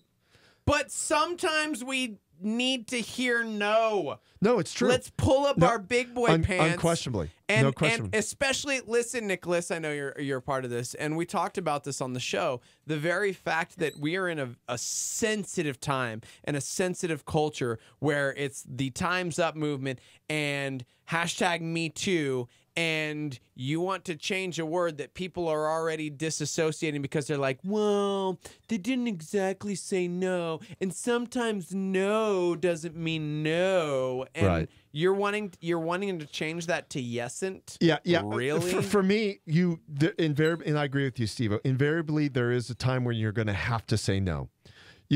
Let's say Dex comes up to me and says, 1 + 1 = 4. And I'm just going to have to say, no, Dex, 1 + 1 = 2. Yeah. So there is room to say no. Yeah. But I'm just saying, use it sparingly. Don't let it be the first thing out of your mouth. I agree with that as well. I definitely try and find different ways exactly. to talk to my children instead of just shutting everything hey, Jack, down. And that's a cool idea. Yeah. That's creative. How did you come up with that? We're gonna put a little pin in that and just stick it right there. I'm just gonna come back to that later. And then you could go, well, you know what? Maybe that won't work the best. Yeah. Or there's times when he would go, hey, Dad, I want to go out with this person at midnight, take them to a movie and blah, blah, and you're just going to go, no. Right. It depends on the context. So Nicholas said they weren't changing it because no is a strong word or because no is a negative. They wanted to change it because no one knows how to say no, which is ironical because you literally just said no. Nah. No one knows how to say no. So if we change no to yesn't, then maybe people can start saying yesn't more, because clearly we have a problem with saying no. Yeah. And that's something that we talked about on the show too. Yeah. Yeah. And for me, the main reason of why we can't drop no is because Jesus said, let your yes be yes and your no be no. Yeah. So people just need to get a backbone. We don't need to change the word. We need to change culture to where people get a backbone and start having the ability to say no to someone. Right. Wait. I agree with you, Steve-O. Yeah. But I'm just seeing Dex just pulled it up. So no, and it has a red line through it, and then yesn't has a green check mark. And they have 40,700 signatures signed right now, and it's gonna hit 50 pretty quick. Yesn't. So my, to introduce a new word, I mean, it's been done multiple times throughout history. Shakespeare introduced new words. Yeah. And so introducing a new word, and this has been introduced now. So and here we are talking about it on radio. So only time will tell if it takes root in society. Culture ultimately will be the dictator of its usage. If it comes into culture and people start using it, then people will start using it. Are you ready for this? Yes. Let's dive into this. Our boy Nicholas chiming in. Again, Nicholas was part of this movement. Where's Nicholas from? I don't know. Nicholas chiming in on YouTube right now, youtube.com/star88fm. He said this. The problem is, because we're talking about changing the word no to yesn't because people have such a hard time saying no. And I said, well, maybe people need to grow a backbone. We need to like change the culture. Here's what he said. The problem is you can't change people, but you can change what people do. You can't change people. You don't think do people have the ability to change? I believe so. I do too. Yeah, I believe people do have the ability to change. We all have the ability to change. I mean, we could say that on epistemological level. We could say that on an ontological level. Wait. You're using big old words, man. You got to break those down because we're talking about people who want to change no to yesn't. I don't know if they know what epistemological means. Let's start. Ontological level means your being. That means, you could go from... You could change who you are at your core, and in Christian worldview, we would say you were born again. You went from light to darkness, but in epistemological, that's your knowledge that you can change your opinion on something. So maybe for a while I thought the singer of Thrice was awful, and then Steve-O gave me the reason why he's so profound, and I go, you know what? I'm changing my mind regarding him. I do respect him. So that would be an epistemological change. It's a change of mind. It's a change of knowledge. With more knowledge, you could change your mind regarding something. Yeah. And then I would also say there's sociological components and even ethical changes that could be done. There's a lot of people who may have had a stance, let's say someone who was for abortion for many, many years. And then through given knowledge, they understand the ethics of it now. They could say, ethically now, I am opposed to what I was once for. So people can change. What year were you born, Brian Nixon? Okay. I was born in 1969. 1960. I was close. I said 67. Sorry about that. 69, yep. All right. We found this really cool thing from Merriam-Webster. Okay. And you can select the year, and it'll pull up all the words that were added that year to Merriam-Webster. Here's some of your words that were added in 1969. Agro. Yep. Like agriculture? Yep, or that's just exactly like right. agro? Afrobeat. Yep, Afrobeat. That's Angel Dust. Angel Dust, a drug, right? Mm-hmm. Yep. ATV. ATV, all-terrain vehicle. Yep. Cross ownership. Crystal meth. Delete key. You know what's a little sad about my list is a lot of it has drug influence. It's very, Fuzzy logic. Gangbanger. Yep. Great Northern Bean. Wow. Yeah, and obviously society is always creating new words. Right. I mean, it just does. That's how language progresses. Language is always. We hit on it last week when we just were jokingly saying, what word were we saying, guys? Irregardless. Remember that? Yeah. And Steve-O got on the internet and said, hey, guys, wait a minute. It actually is a word. It just hasn't brought into broader acceptance. And that's true. You would normally say regardless, but irregardless has had a bumpy road, but people do use it. So Nicholas is saying that, and again, Nicholas, the one who created the subreddit that got this petition going, saying that the feelings and intents behind people usually never change, like addiction. So we just want to shift that addiction, hopefully for the better. With more knowledge, you can change your mind, which is exactly why we want to do this. We want to bring more attention to a word people don't have a spine to say. We hate how weak people are these days.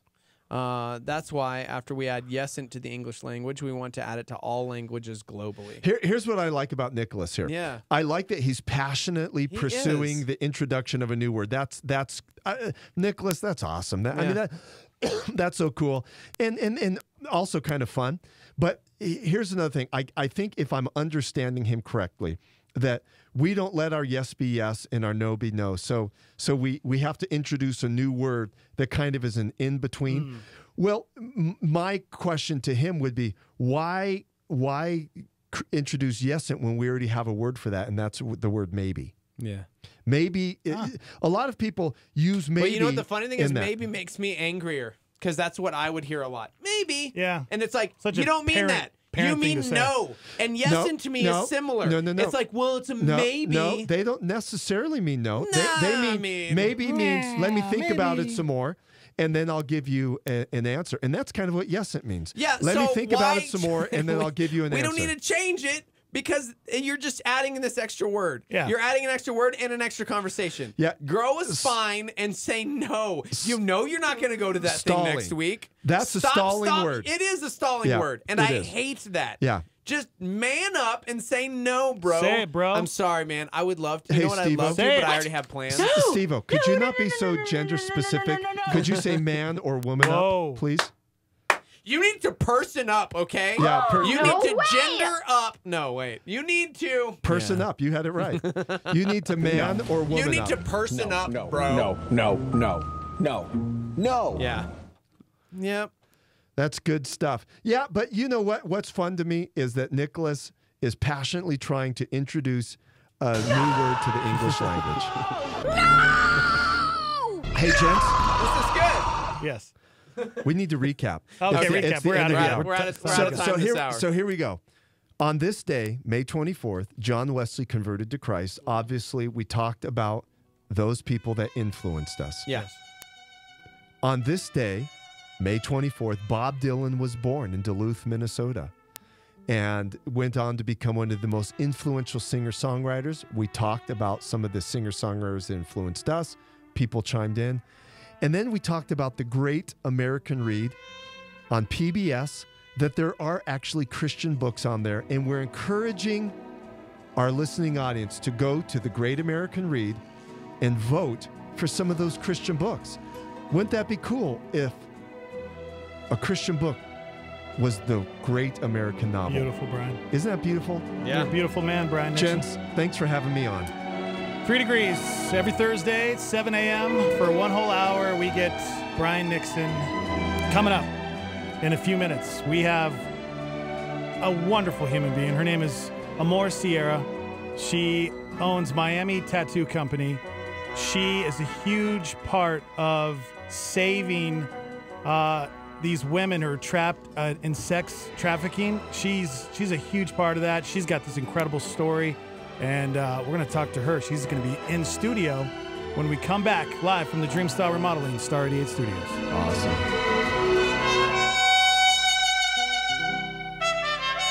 Star 88 thanks the Rain Tunnel Car Spa for becoming a power partner and supporting this hour of programming. The Rain Tunnel Car Spa with 3 and soon 4 Albuquerque locations, providing car washes, detailing, and gasoline. RainTunnelCarspa.com. Paradise Village, serving Albuquerque since 1983 and providing customers with home and car audio systems, home theater, security systems, and much more. Paradise Village is not interested in finding customers, but rather creating relationships. Located at 4205 San Mateo Northeast in Albuquerque, or online at ParadiseVillageNM.com. Paradise Village, 505-881-6375. That's 505-881-6375. Star 88 thanks Paradise Village for their financial support. A Star 88 Supernova. Here's Rick Warren. When God tests you, He wants you to succeed, and because He wants you to succeed, He'll let you retake the test. And in 40 years, God gave him 7 different attempts. Like you can retry for the bar exam. You can test again. And God wants you to keep retaking the test until you pass it. Now here's what the Bible says, Deuteronomy 8 verse 2. The Lord led you through the wilderness for 40 years, humbling and testing you to prove your character. Remember I said when God is delaying an answer, He's testing your desires, He's testing your priorities, and He's testing your maturity. He wants to prove your character and to find out whether or not you would really obey His commands. Catch Rick Warren's Daily Hope on KAKT 107.1 weekdays at 7:30 a.m. Hi, I'm Todd Nettleton, and this is the Voice of the Martyrs Radio. The first time Pastor John's church held Sunday services, he was the only one who showed up. As the only Christian in a Muslim part of Tanzania, John knew it wouldn't be easy. But by God's grace, John's simple hut began to fill with people. And as the congregation grew, so did increasing suspicion from his Muslim neighbors. One night during a prayer meeting, a group of men set fire to the hut. Its wooden walls and thatched roof erupted in an instant. But these believers remained faithful. Pray the faithful testimony of the few, led by John, will yield fruit, spreading the gospel despite opposition. I will not let my brothers and sisters suffer in silence, nor will I let them serve alone. To join me in prayer for persecuted Christians, go to vomradio.net. A soundtrack for your soul. This is Star 88 on KLYT, Albuquerque, Santa Fe, and Star88.fm.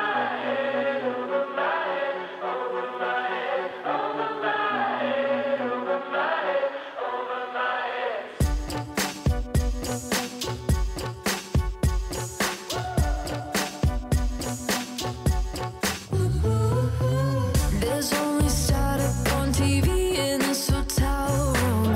Reminds me of all the things you think I don't understand. It seems like you and me, we keep losing connection.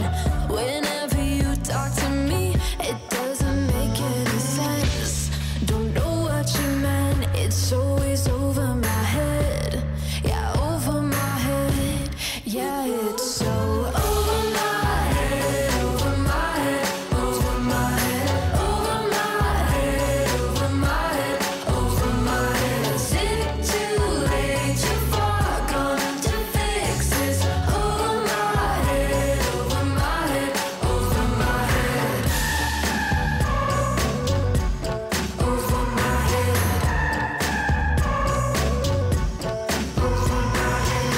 You take the simplest thing and always complicate it. Talking in circles got me dizzy like a merry-go-round. It shouldn't be so hard to have a conversation. I'm sick of fighting with your ego, I wish you would admit. But I don't understand, it's always over my head. Yeah, over my head.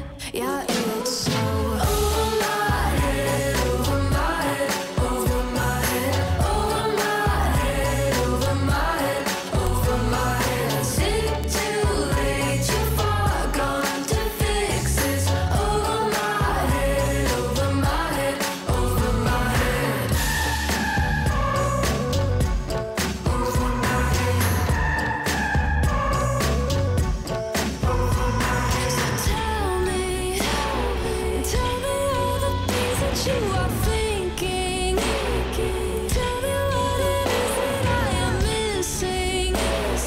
Don't want this to slip out through our heads.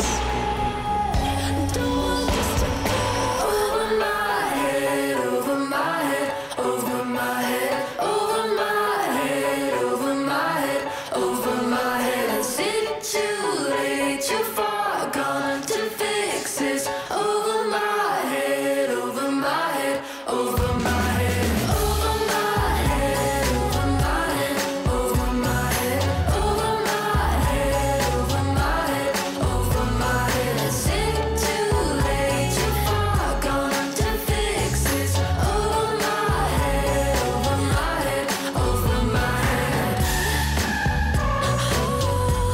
over my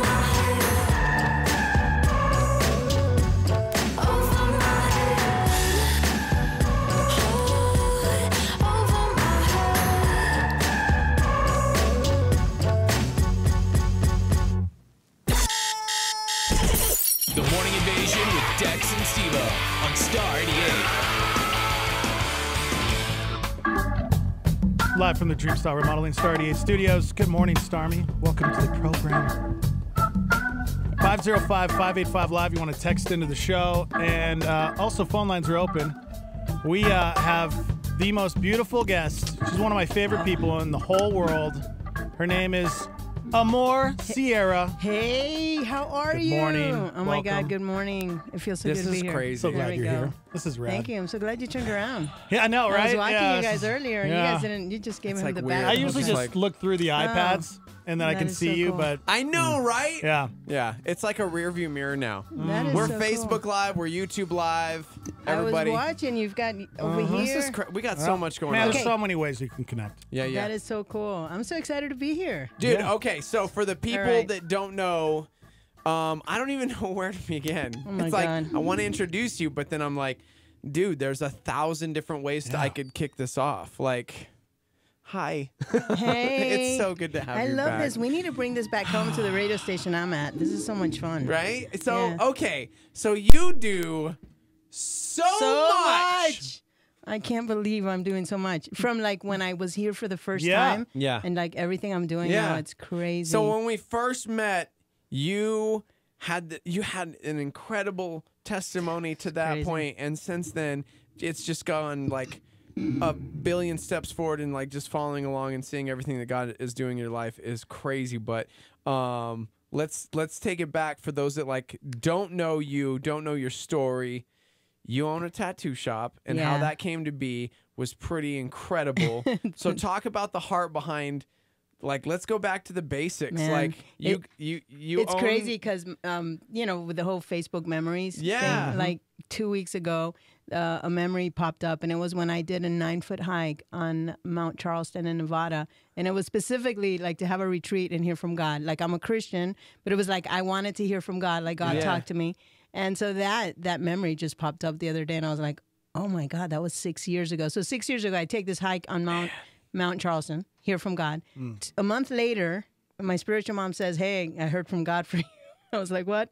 It was quit your job and follow God and serve God full time. And it wasn't like you were like flipping burgers or you were like, what were you doing? You had a job. I had a job. I had a 22-year career making over 6 figures a year, and just insane career. I did not say, yes, I'm going to quit my job right away because I was, so lost in all the success and the money and stuff. Even though I'm a Christian and I'm tithing and I'm giving, I mean, I'm thinking, God, how can you ask me to serve you more? Right. I come to church every Sunday. I volunteer. I'm a youth leader. I'm here on Wednesdays. I give above and beyond. I mean, I'm thinking all these are the things I'm saying. And it's going to be September now. When September comes up 6 years ago, that I literally quit my job to follow God. What did that mean? I have no idea. Went to my executive pastor at Calvary in Kendall and said, listen, put me to work for you guys. Don't pay me. I have enough money to, blah, blah, blah. I need to figure this out. And then through there, I find out about human trafficking. And now I'm like, what? I had I share all the time. I had seen the movie Taken. So right. That to me, that's happens human. in overseas. It happens overseas. And if it's happening to American boys and girls or men and women, it's only happening to silly dummy, that go overseas with their friends. But then I find out it's happening here in our country. And now it's happening in Miami. Clearly, it's happening here in Albuquerque. It's bad here. horrible. Yeah. And that's how I get involved. And I start, doing anti-trafficking, raising awareness, trying to volunteer, finding organizations. I find the End It movement, which is that whole red X. Yeah. And I get this first little tattoo, because I wasn't tattooed like this. You I were was not not. tattooed. You were not. No. You're fully sleeved now. and Both arms. And leg sleeves. Really? Yeah, Oh my Yeah, God. dude. Yeah. And so I get this tattoo because now it was Shine a Light on Slavery Day, which is one of the times that we also got on here where I met Nick McKinley. And so it's like, put a red Sharpie X. And I was like, no, I'm actually going to get a tattoo. You're like, we're doing That's this. insane. So I start raising awareness with my red X tattoo. And then I find out about branding. A 13-year-old girl in Miami gets rescued, and the pimp had tattooed his name on her eyelids. Oh, my gosh. And that, to me, was insane. And then one thing led to another. I found out about the branding, which is what traffickers do to their victims, where they put a tattoo on them. And then through there, it was like, okay, I'm going to help them this way. And I bought a tattoo shop. And here we are 5 years later. I bought a tattoo shop. I bought a tattoo shop. Yes, I bought a tattoo shop. And I bought that tattoo shop specifically to help human trafficking survivors. Yeah. And were you an artist at all before that? Did you do any sort of art? Growing up as a kid, drawing and stuff, the typical stuff that a lot of us do, drew album covers on my, and did different things. But nothing about tattoos. All I knew about tattoos was that they hurt and they were forever. Yeah. That's all I knew about tattoos. Right? Oh, man. Yeah. Man, and since then, obviously, as you mentioned, you were out here. Yeah. During one of the days, and because of that, you met some pretty incredible people. Yeah. Well, got involved with Deliver Fund. Deliver Fund, yeah. Well, I got out here when I spoke at the Deliverance Conference with the She Ministries a few years back, which was kind of like the first time that I shared my testimony. Yeah. in front of a crowd. And here we are today. I'm sharing my testimony like all over the country, and I've gone. It's wait till I tell you where I'm going. I'm going to go to Mexico. To Furman, who used to sing with Cypress Hill, who's now a pastor. Oh wow! I'm going to his church in November to share my testimony. That's cool. Is that insane to like 5,000 people? That's insane in the membrane. Insane in the membrane. Oh my God! But so here we are. So it starts here at Calvary. That happens. Then you guys get me on the radio the year after, and I'm home, shine a light on Slavery Day, the Red X Day, and you guys have Nick McKinley on from Deliver Fund. And so I'm like geeking out listening to this Hearing guy. what he's doing, what that team of people are doing. Oh my God. Exactly. And then a couple of weeks later, I get a call and they hooked us up. You know, we all got hooked up, and now I'm on the board. I've got to do operations with them. We did the Super Bowl in Houston 2 years ago. You know, just insane to see what they're doing. I mean, just a couple months ago, we were able to get 2 City of Miami Beach police detectives that do the human trafficking out to their 10-day training here in Albuquerque. So yeah, it's crazy. I helped pass some laws on Miami Beach. It's some anti-trafficking laws. Yeah, it's like insane what's happened. The fact that you had to say that you passed some laws on I literally you're like helped pass laws. You passed laws like, hey, don't steal humans. Like, dude, that's crazy though, because I remember just a couple years ago when you were on, you were talking about how even here locally, and I don't know how much it's changed here, but the police department, they didn't have there wasn't a force that actually went out there and devoted their time to do that, right? Yeah, and just now so many things are changing, and laws are changing, and laws are catching up. And I know me, 2 years ago in South Florida, they finally passed a law where if a child who was actually being trafficked is caught, like let's say in the act with a grown up, and they're selling themselves for sex, the kid would actually get arrested, which is crazy. The kid would get arrested for child prostitution, which is an oxymoron because a child can't even consent to sex.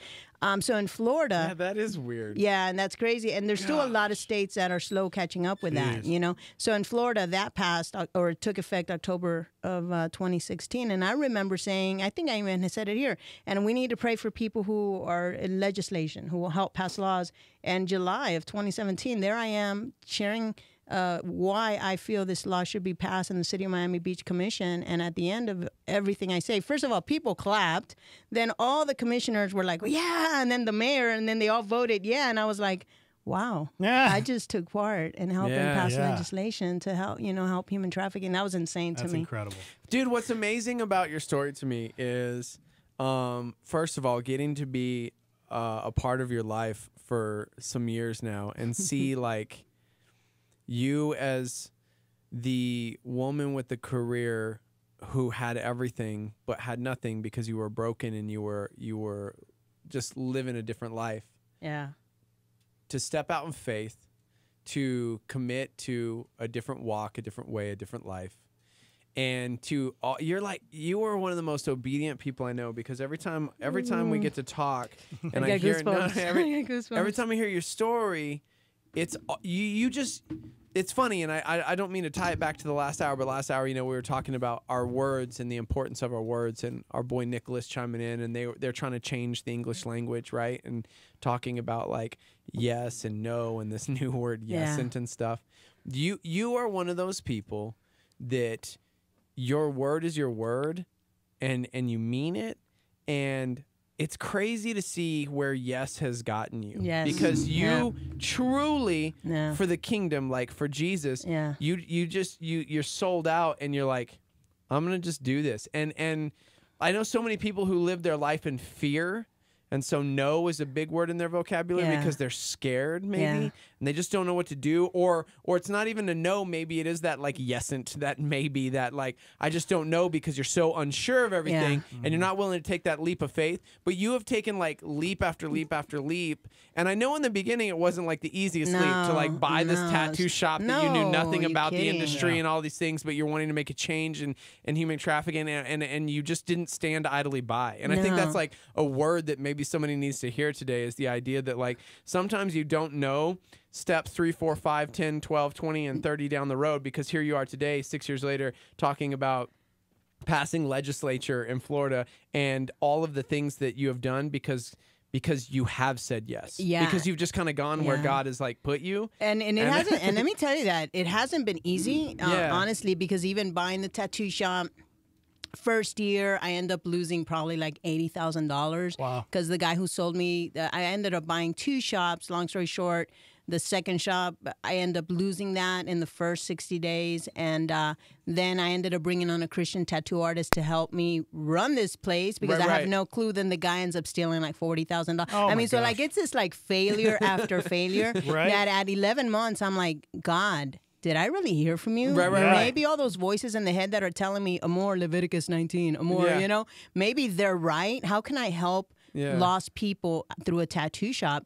And, you know, and then again, through trusting God and obeying him, you know, that turns around. And now it's like, let me tell you, I have $1 million a year business, and that's unheard of. Yeah. And that's, again, trusting God. I have so many stories every year of trusting God, and it's not always easy to say Right. but I take it back to who I used to be before Christ. You know, I carry those pictures of what I used to look like and the life that I used to live. You guys, I think we talked a little bit about the transgendering. Yeah. You know the lifestyle I lived. Yep. I lived a homosexual lifestyle. Yeah. I thought I was a man in a woman's body. Yep. I carry pictures where I look like you. You know, I pretty much look like you. Thank you. So I look Almost like identical. a handsome, Just the male version. like a handsome, lesbian. good looking. You know, Thank you, Amor. where I It's the where, kindest thing you've ever said about where me. I look like a guy. So, you know, I look back at that because there's a lot of times where the enemy kind of tries to get me to forget that. So then I could fall into the fear again and the shame, and I forget. And then I look at those pictures and I'm so grateful that I had them and I never got rid of them.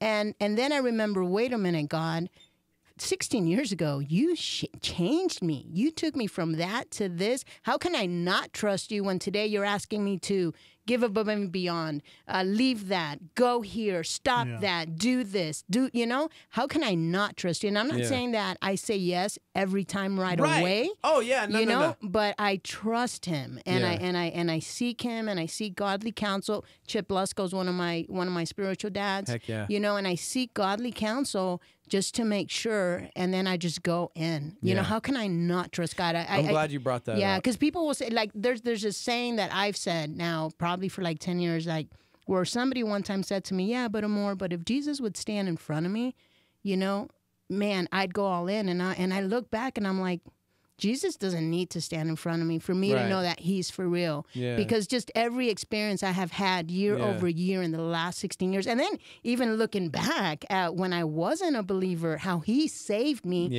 how he was there, how he still had his hand upon me. So today it's like, wait a minute. Yeah. Your hand is upon me. Look, I got goosebumps, you know? And it's like, you know, when you can really just get into that posture and just hear from him and know him, you know, it's just insane. You know, my devotional time in the morning is so much different now. Like I'm really like feeling, sensing him, hearing from him.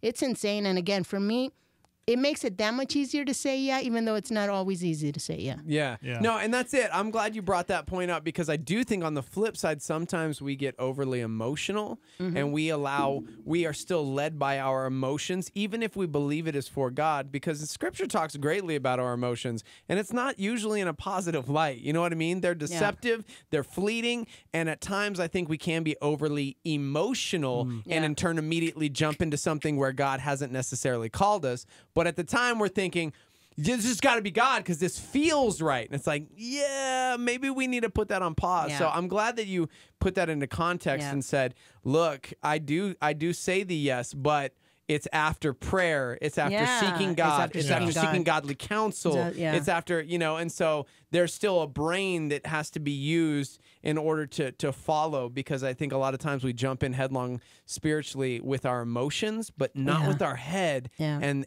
that disconnect is very damaging as well. And seeking godly counsel as part of all of that is so huge. I remember me even recently, till let's say last year, I didn't want to seek godly counsel.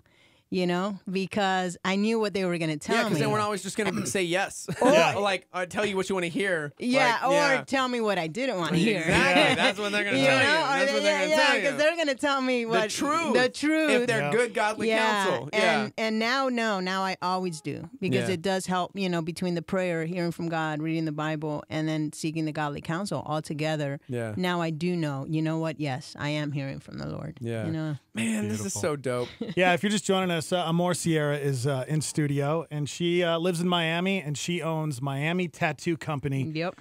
And she is doing some amazing work with human trafficking in Miami and all over the country. You know, passing laws crazy.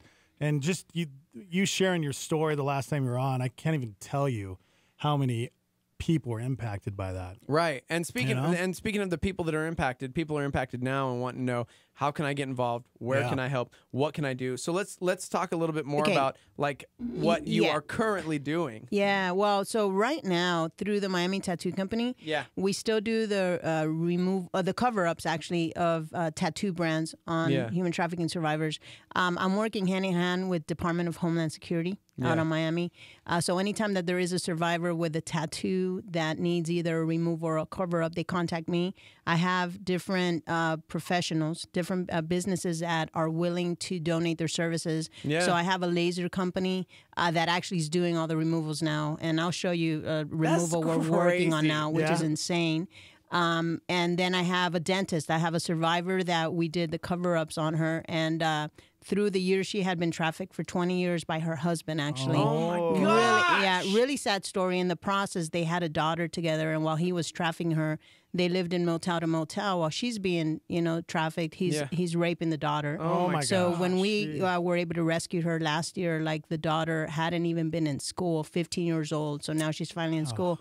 But as she comes into my network and I'm talking with her, we find out that her teeth are all like rotten from just the life. And we have a dentist in the network, and he's donating a $30,000 job, and we're getting her all an entire like full set of teeth in her mouth. That's so cool. So stuff like that I'm doing, which is insane. We're actually opening up a second Miami Tattoo Company. So that's in the works right now. We're in permitting, and that we're moving it more to the mainland. You know, Miami Beach is an island. It's out there. It's kind of far out.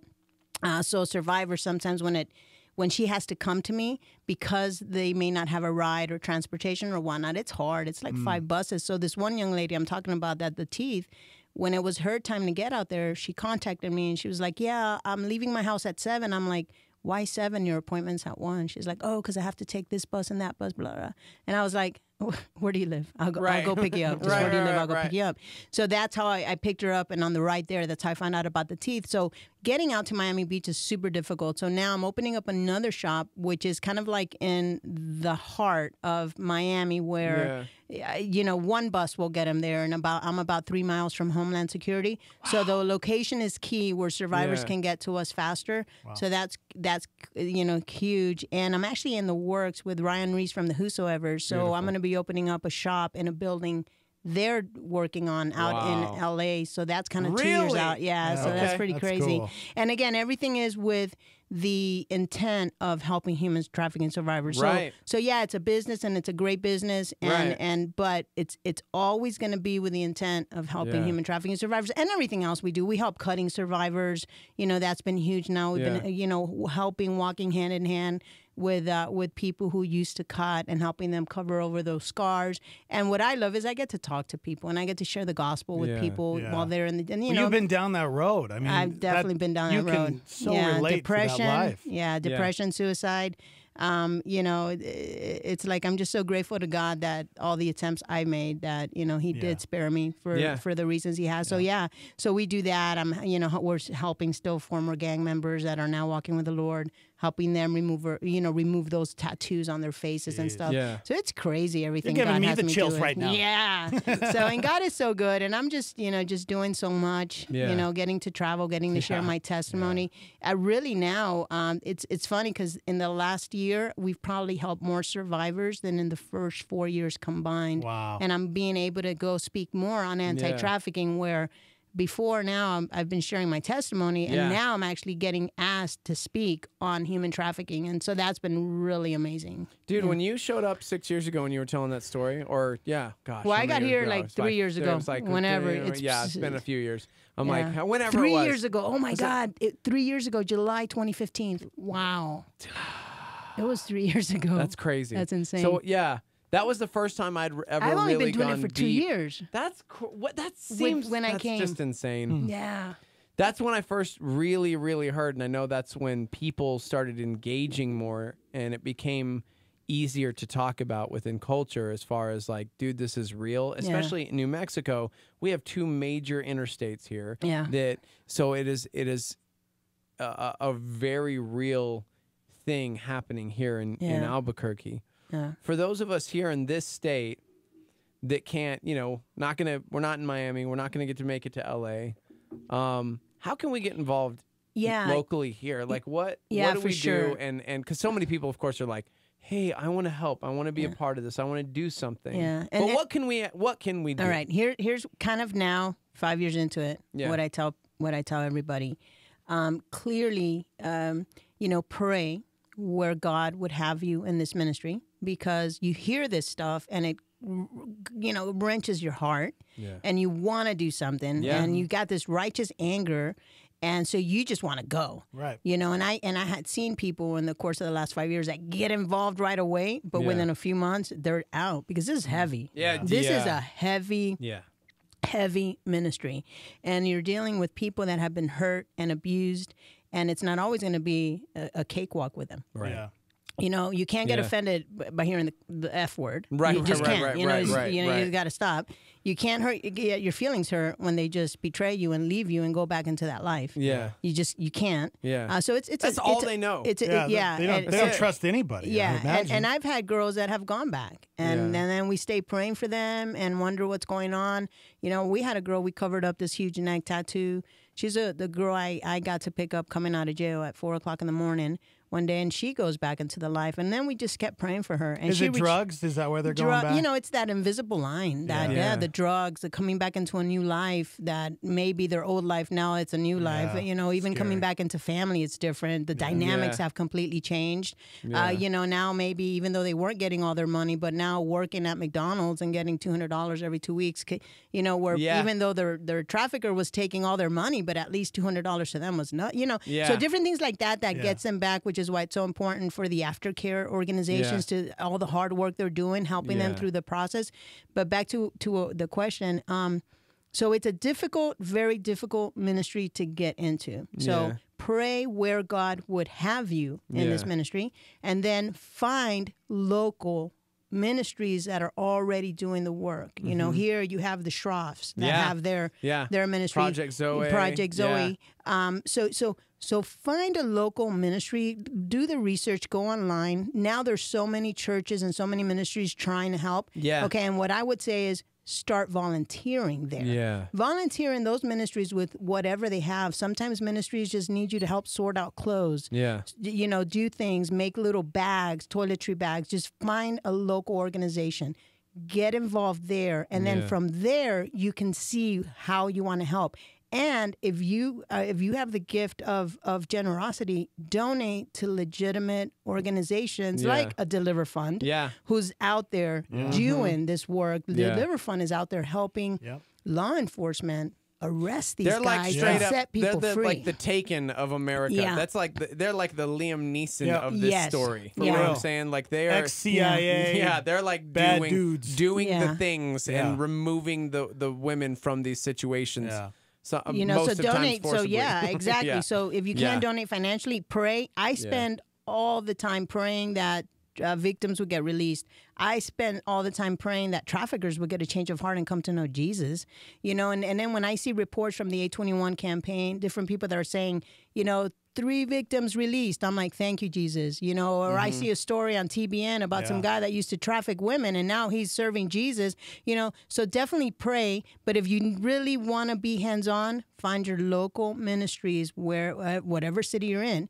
Get involved with them. Start volunteering there and take it from there, because it is to actually be one-on-one with a survivor. It's super rewarding. It's amazing, but if you don't have the stomach for it, it may not be where you want to be. Yeah. But there's so many other areas where you can definitely help. Dude, amen. And speaking of helping, we just got a text on the live line, and it's just another reminder. When you're faithfully serving God, when you're just truly following Him, other people will see that light shining in you. And so even that within and of itself makes a difference in the life of somebody. Someone just chimed in on the live line, 505-585-LIVE, if you'd like to text into the show. That's 505-585-5483, and said, dudes and the lovely Amor, this has been one of the best 30 minutes of my life. I've been struggling with getting my life on track with God and listening to His word and actually following through with what He has been telling me and leading me. Thank you all for being a light in a dark place. God bless your journeys in this crazy world. That's cool. Amazing. That's so dope. Good. That's dope. So, because you just, I think sometimes, like you're mentioning, the idea that it's like you're overwhelmed with emotions. So you're like, I have to do everything right now, all the things, everything. Yeah, you can't. And you can't, and then you're overwhelmed, and then you burn out, and then you end up walking away. And sometimes it's as simple as trusting, believing, praying, seeking godly counsel, and then taking that step, and someone else seeing you take that step in faith, and that inspires them to make a different decision, to make a change, to do something else. So for sure, and something that you just said now, because I meet people all the time, men especially, want to go and kill these guys. Oh, yeah, sure. They get so angry. That righteous anger that just... Exactly. And it's so easy to get overwhelmed with this situation among so many others. When you go on mission trips to other countries, you see this whole big picture and you just get so overwhelmed. And I always bring it back to Nehemiah and the wall and how everybody had their part, and each family member had their part at the gate where they were at, and some were doing the work while they were holding their, their spear in the other hand, but if everybody, instead of just seeing this big picture, getting so overwhelmed and feeling I can't do it all, no, just, hey man, pray, seek God and see where He's going to use you, and then do that little part, because then all of us together can make this big difference. People on YouTube are chiming in. Someone said, I'm on our website going to order myself and husband one shirt each towards trafficking. All funds to the cause. Yeah. Okay. So what we do at my shop, we have merchandise clearly for Miami Tattoo Company, but then we have anything that has a red letter. Anytime a person purchases one of those shirts, all the proceeds go to human trafficking. They go to Deliver Fund, A21 campaign, End It Movement. And I did that because people wanted to send me money all the time. And I was like, no, I do this for free. And so finally I said, you know what? Here's what we'll do. We'll just create a merch line that everything goes to, to help human trafficking. I don't have it all on the page. If you guys want, email me to amor@miamitattooco.com. I just got some really cool women's shirts. They say tattooed and blessed on the front, and on the back have human trafficking information. I also have the tattooed and blessed for men, and the proceeds to end all the gear with the red letter goes all to fight human trafficking. The hats, if they have a red letter. So shoot me an email, amor@miamitattooco.com. Or, on the website, my contact info should be on there if you look for me. Because not everything is at the shop right now. Not everything is on the website shop because I've just gotten so much more. And I have a new line coming up with a new shop where we're growing up the logo. So we're going to have more gear. But I've got some really cool gear. The boxes just arrived at my house this week. Dope. So, yeah. Okay. Joining us in studio is Amor Sierra, Miami Tattoo Company. She opened it up. How many years now? Five. May 3rd, 5 years ago. 5 years ago. Yeah. You guys can chime in as well through, you can text in through Facebook Live, YouTube Live at Star 88 FM, or you can call in. Good morning. Hi, I have a question, and I may be way off here because I just jumped in, but are you affiliated with the Dream Center? I'm definitely not. I know about the Dream Center, who they are, and they do amazing work, but I'm not necessarily affiliated with them. Oh, okay. Well, maybe you can help answer my question anyways. We, here in Roswell, we're going to take 25 youth, teenagers, to the Dream Center in LA in a couple of weeks to go serve and get ideas as to what we can bring back and do in Roswell. And so my question is, do you have any tips on us just learning about what we can bring back? Like, how do we learn while we're serving, I guess? How do we learn while we're... So you're one of the people going out to L.A. to see what the Dream Center is doing? Right. I would immediately tell you, because I lived in Roswell, New Mexico for some years, and I know it's a little different town. I got to tell you to be open and watchful and receptive to where God has you. Because I think a lot of times when we're wanting to get involved and serve God in ministry, we immediately assume that needs to look like the cookie cutter A, B, C, and D of the one way that the one church is doing it. Now, you can glean things from them and you can learn things from them, but I would also say you have been blessed with the unique talent, gift, and ability on your own. And so start to see the influence in your life around you, maybe with a circle of friends or with your job or whatever it is, school, whatever, wherever you are at, and find that strength that you have within that and use that for His glory. Maybe it's serving someone in front of you. Maybe it's loving someone who is unloved. Maybe it's, or someone who is difficult, or maybe it's just being a light where you are at.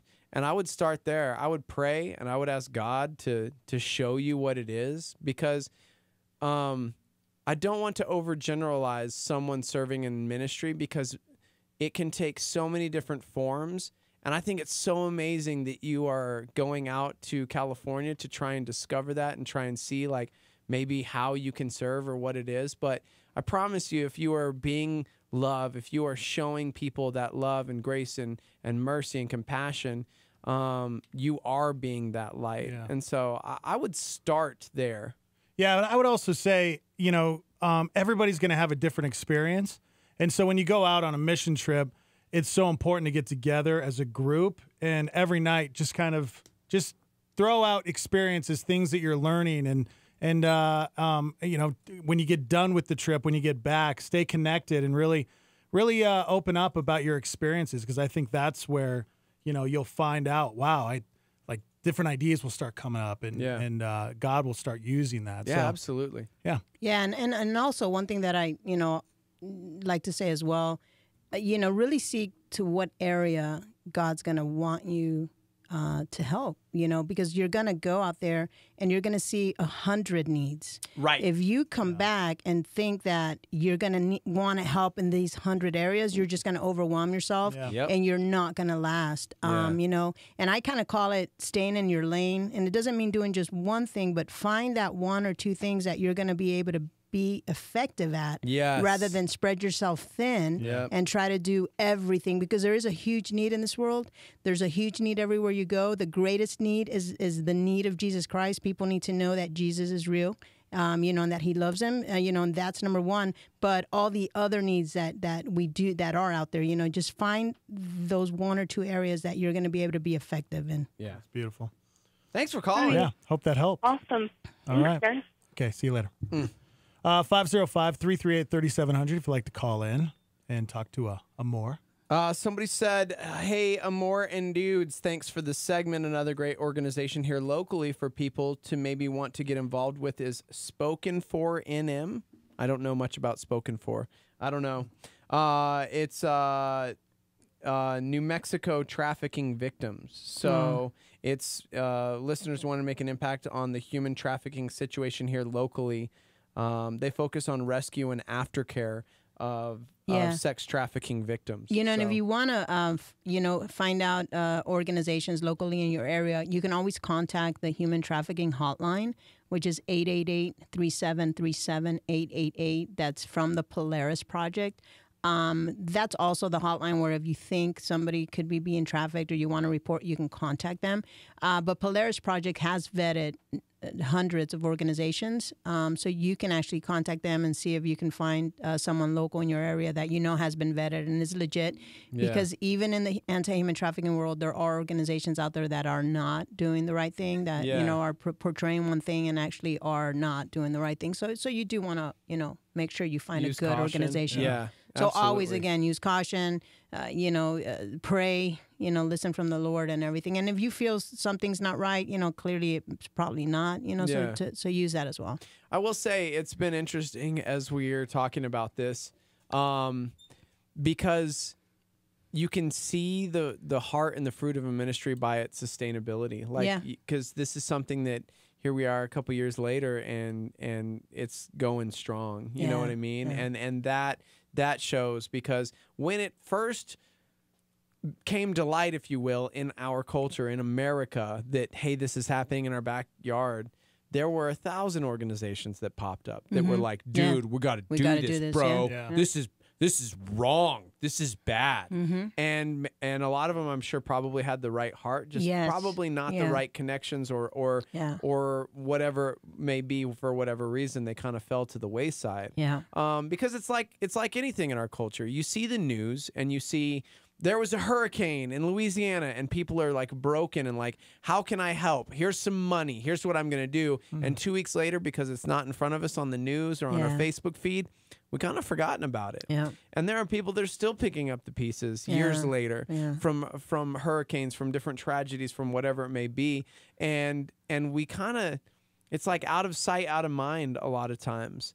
And so it has been incredible to see this organization just continue to grow and grow and see God just clearly a part of it and y'all just doing his work. So, man, I love it. I love what's going on. It's pretty amazing. If you're just joining us, our girl Amor Sierra in studio hanging out, and you got to go back and catch the whole thing on demand because we've already talked about so much. So, okay, so you're going to Mexico. You're kicking it with Cypress Hill. I mean, not really, but how crazy is this? Because this is one thing that has been very interesting to me. We were talking about this, and I definitely want to use caution when talking about the subject. But currently, if you look at the gospel charts, the number one gospel album in the nation right now is an album that was put out by Snoop Dogg. Now, he didn't necessarily get into that because all of a sudden he converted to Jesus and was like, yo, I want to do this for him. It was more of a, yo, there's a lot of money in this. And so that's the number one gospel album right now. But what is interesting that I find is you, I mean, seriously, especially you, the people that you run with, there are so many people that back in my day, in my life, I would say, man, because I wasn't walking and I would see other people, I just knew that, man, nobody in this lifestyle is ever going to change. And then you look at like Brian or Fieldy, different people, like members of the band Korn. Yeah, Brian's a friend of mine. Yeah. Dude, and he is, the last time Korn was here, we went backstage and we were hanging, and he's one of the kindest dudes. And I remember when I saw them in high school and he was in Korn, it was a very different world. And he was, I mean, heavily medicated, if you will, at the time. But it's incredible to see God use people that some would call like unusable. Yeah. You know what I mean? Outcasts, and it's such a reminder that we need to be cautious before we judge someone just based upon their past. Yeah. You know what I'm saying? We have to be. Based upon their past, based upon how they look. Yeah. Based upon their tattoo. You know, all this stuff, all this petty stuff that as Christians we're just, instead of uniting, and this is one of my pet peeves, you know, my Christian brothers and sisters that are just creating division between ourselves instead of uniting. I mean, I had an actual Christian sister like attack me on Facebook once where I made a comment to another Christian brother who was creating this post that was just starting to divide our church, and I was like, man, why are you guys creating division? We should be uniting. And then she goes and comments and posts and quotes scripture where Jesus says, I came to divide. Oh, gosh. And I'm like, and I just left it at that. I still love her. I forgave her. I talked to her. But I was like, listen, clearly he came to divide. He was going to divide, but we need to unite. We need to not be dividing. So, when people get at me because of the tattoos, and context is everything about the tattoos, like I literally had people over the course of the last 5 years, Christian brothers and sisters, tell me that I was going to go to to hell, and that the people that were getting saved at my shop, because remember, we had church at my shop, to reach the outcast, and the people that were getting saved at my shop weren't really going to heaven. I'm like, wait a minute, they heard the gospel and a pastor preached it. Just because, so just crazy stuff like that. And yeah, we need to, but anyway, I got a cool Brian story. Yes. And it'll kind of start sad, but it's actually good. Well, last month, one of our Miami Tattoo Co. family guys ended up killing himself. He put a gun to his head. Wow. And then throughout the course of that, I was able to meet the mom. We flew her in from Pennsylvania and helped take care of her while she was trying to, sort this all out and get the body flown back home and whatnot. But I had reached out to Brian and to Sonny from POD and just let them know, because I know that that's huge for them. And so they've been chiming in and reaching out to me and checking up how we were, because this kid was like a son to me. Yeah. And, I did get to share Jesus with him at some point. I don't know if he got saved, but, his dad died, and he had been sober for like a year and fell back into drinking, and then just the depression got him, and he just took a gun and shot himself. But the week that his mom came, so she came, and we were able to tattoo her and her daughter with a tattoo that he got from so it was a real amazing thing. And Brian texts me and just checks in to see how that's going. And I just wrote him back, and I'm like, Brian, dude, his mom is here and his sister. If you got 5 minutes, man, could you call? And he's like, yeah, give me 5 minutes. Dude, Brian Welch from Korn calls. Yeah. And he's like, okay, put her on. And I'm like, hey, Melissa, do you know the band Korn? She goes, yeah, I love him. I'm like, do you know who Brian Welch is?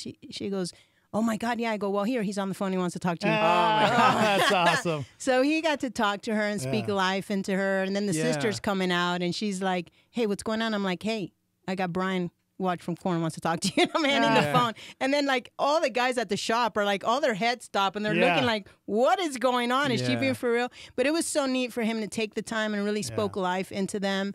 And when they hung up the phone, they were just like, I can't believe that just happened. And that's been neat too, throughout that whole ordeal, how, I was able to share Jesus with, my family. They were grieving. I mean, my team at the shop, they were hurt. Yeah. Oh, yeah. And so to be able to just share, Jesus with them and stuff. So, out of that bad, I do believe good came out, and good will continue to come out of it. But I just thought that was just neat on Brian's part to take the time to do that. And God so timely that he had him text me. Right. Because I think That's he so was cool. in Europe or something. Wow. And he texted me, at that moment. So I thought that was so cool. That's cool. Dude, I'll tell you what, it's an amazing thing when you discover or rediscover, because sometimes some of us have to rediscover, the influence we have is not for our gain, but for the Lord's. And when we are reminded of that, and we can use that influence to point someone to Jesus, to show them that they are loved, that I mean, we're all hurting, in different ways. We're not always all okay. Yeah. And to be able to share that and to be a light in someone's life is an incredible thing. And I see that in Brian's life a lot. Like, those guys are out there ministering after their shows, and they're talking to people and they're praying with people, and they team up with pastors locally when they go to different towns, and just to see the things that they do is pretty incredible. Yeah. So, I love it. That's cool. I love it. You can chime in. We got a little bit longer with a more Sierra. Awesome. We still got 12 minutes. We got 12 minutes. Right? Yeah, if you guys want to chime in. I want to talk about this because I didn't even know you were doing this until I went to connect on your Facebook, and it's like, you are a radio host. Oh my God, I got a radio show. Like, what? What is this? What? Oh my God, yes. Talk about this, because dude, the first time she was here was like she was sharing for like a conference, and it was like, oh my gosh, I gotta share my testimony. Oh my God, I gotta tell. What is this, a mic? I don't even know. And then like 2 hours later of radio, it was just like, man, that girl won't stop talking. She is flying through. That Holy Spirit is just pouring out of her right now. And And so, like, to see then when you were like terrified to speak in front of somebody at a conference, to like now it's like you're traveling all over the world sharing your testimony, and you have a radio show. What, dude? So let me tell you that it's definitely God. Yeah. It's only God, and I don't want to Jesus juke everything, but I have to. Well, yeah, because that is everything, right? God is everything, and Jesus is. It's only Jesus because 3 years ago I was so scared to come and speak here. Yeah. Oh my God! When I saw this auditorium, I was like dying. Yep. I was still I was still even nervous to tell my friends back home. Yeah. First of all, I was still kind of like, oh my God, people are gonna hear this stuff. Yeah. You know who I used to be. Yeah. Oh my God, that I was abused, that I was all this stuff. I was like, how am I gonna? So I was still so in shame. And just not knowing. And honestly, to see where I'm at 3 years later and all that God's doing and just Him working in my life, you know, it's crazy. But so a year and a half ago, it's going to be, about a year and a half ago, I start coming on our sister station down in Miami, Life FM. Yep. And just on like a show like this, well, not like this. There is no show like this. Oh, well, appreciate that. There is no show like this. Hey, will you say that to Chip again? Will you just tell him one more time? I will tell Chip. There's not a show like this. Just There is remind not him. a show Just like remind this. him. There is not a show like this. I actually shared this with our senior pastor, Alex, because he wants something like this. So I shared one of the links. I'm like, we got to do Florida? this. You know what? Miami. You know what? We'll go. We'll move to Florida. We love the beach. fine. We'll move to Florida. I'm sure Chip will be cool with it. That's so awesome. Yeah, we'll just syndicate. And so I start coming on at like the 6 a.m. The really that early morning hour. Preach, we know this. But we know this. that early, and I'm like, so who is listening on that time? But actually, people are in the car at that time. That's crazy. Yeah. So I come on. She's playing music, and we talk in between the breaks, and we start talking about what I do, human trafficking. And so that became 2 months later. They asked me, hey, do you mind coming back on? I'm like, 6 a.m. Okay, yeah, I'll come. We talk about human trafficking. And then the next month, I'm like, hey, do you mind if I bring Nick McKinley, but not 6 a.m. because that's 4 a.m. for them? Can we do like, so we bring Nick McKinley. So we do it like 2 more times. And then the next time I come to the station, one of the guys there says, hey, I talked to Chip, and I'm thinking we should do a half-an-hour show on anti-trafficking. So dope. And now we're at a point where we actually need an hour. Yeah. So we have an anti-human trafficking show on an FM station in South Florida. And I got some really good stories on this where we just talk about anti-trafficking stuff, and then I bring on guests. Yeah. So all the different guests. Yeah. I bring on the local organizations, Homeland Security, Miami-Dade, police, law enforcement. We bring on different guests. That's and now awesome. let Miami know, hey, these are the people that you need to connect with. And it's been great. And so get this. So I've got the show. We talk about all anti-trafficking stuff. A month ago, I get a call from a friend of mine that goes to my church who's a teacher in middle school. And he says, Amor, I need to share something with you. And thank you for all you do and what you do on the show, blah, blah, blah. And I'm like, yeah, what's up? He goes, okay. So yesterday in my class, we were doing, in my biology class, we were doing a class on sexual reproduction. He goes, and I noticed a 12-year-old girl, just things that she was saying and doing just caught my attention. So they end up separating this little girl after the show with a female teacher, and they talked to her, and ends up the girl's uncle was sexually abusing her and trafficking her to his buddies to pay for sex. And that in itself is horrible. The authorities were contacted, so they're working with that girl now. But he said, because of the stuff you started sharing, because of what you've done, and you've opened up my eyes, I was able to notice her body language, her everything. Yes. Huge. And that's a huge testimony to that. Wow. Yeah, that's so cool. Is there a podcast for your show? Can people? Yeah, it's on. Right now it's on my SoundCloud. So so I have I don't know how you find me, but on SoundCloud, Amor Sierra, and then the show's called Unbound: A City Against Human Trafficking. Okay. If you find me on Facebook today, I'll go and I'll your share website, the link. Amor Sierra. I don't have it on there yet. Yeah, I'm still. Hey guys, I'm not Starry Date. I'm not the Morning Invasion yet. Morning Invasion. I don't even have a hashtag. You gotta get Chip to help you. I don't even have Come a on, hashtag, Chip. man. I'm trying to figure this whole thing out. I just got SoundCloud like 2 months ago when I figured, oh my God, I could share everything up there. I'm actually doing Facebook Lives now, so that's actually fun. I got a whole little tripod thing happening. You know who you need? You need a Daniel in your life. Well, let me tell you, I was listening to Daniel yesterday in the afternoon, and Daniel we use Daniel down south. He has Yeah. all the like He has hot that, like, spots.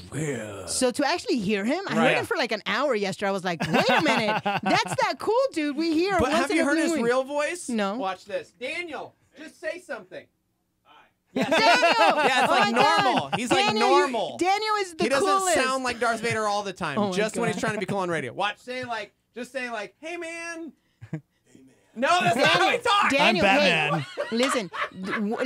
One of the sponsors for the show is Yeah. clearly Miami Tattoo Company, but Yeah, yeah, Deliver yeah. Fun, Daniel did the spot for that. Yeah. And that voice. It's Well, he's like got Deliver radio voice. Fun. He's I got love it. incredible radio voice. Yeah. I love it. I know. So I was listening to you yesterday. I was like, oh my God, that's Daniel. I was like, I'm trying to do stories She's and send it to the fangirling radio right station. now. She's fangirling. I'm so fangirling. Also, Dex and I I'm are so leaving. We're gonna fangirling. go do the morning We'll show be in at Miami. Live FM. Oh my God. Yeah, See so ya. just I'm so she's fangirling getting right us now. down there. We're gonna syndicate. You and Chip will work all the details out. It'll be cool. It'll be Daniel, totally cool. oh my God, it's so good to see you. Yeah, there you go. Miami That's loves amazing. your voice. That's so funny, we love man. it. Oh my God, Now, Daniel's I'm telling here. you right now, that guy right there, this place would not run without that It would guy. not. Man. No, yeah. And if you're talking about could both needing, leave like, and he'd- oh my yeah. gosh, that guy, because we he's have the man. everything we have, it's because of Listen, him. It is because anytime of like Daniel. I tell like the main And Jesus. lady down there, I'm like, hey, okay, there's this awesome song. We need to get it on. Okay, let's send it to Daniel.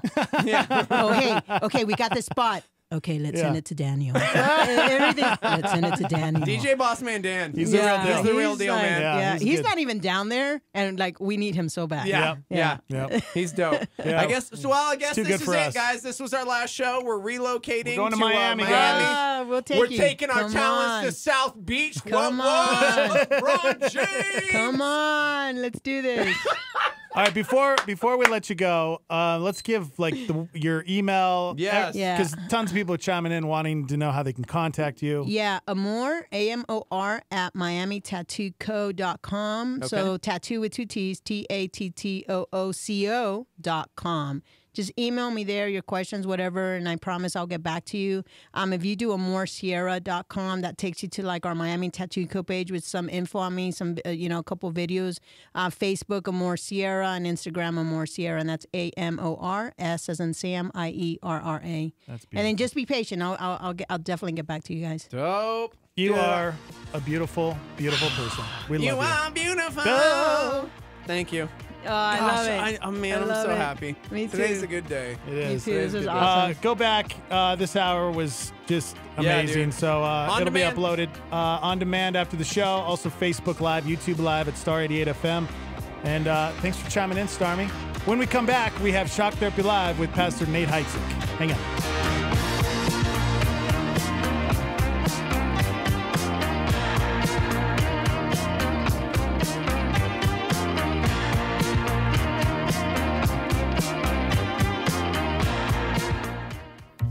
Hi, I'm Todd Nettleton, and this is the Voice of the Martyrs Radio. From the time Pastor Gideon began sharing the gospel in India, he vowed, if the Lord permits it, I would die as a martyr for Christ. Gideon ministered to the Hindu-dominated city of Chennai since 2015. Despite severe opposition, his ministry flourished. But on January 20th, Gideon's body was found hung in his home. Though designed to look like a suicide, it was clear that he died before being hung. Frustratingly, the police showed little interest in Pastor Gideon's murder. Pray for the congregation he leaves behind, that they'll continue to faithfully witness, and that those who were complicit in this crime would come to repentance in Christ. I will not let my brothers and sisters suffer in silence, nor will I let them suffer alone. To join me in prayer for persecuted Christians, go to vomradio.net. A supernova on Star 88 with David Jeremiah. Just as Jesus Christ was God in man, the Antichrist is Satan in man.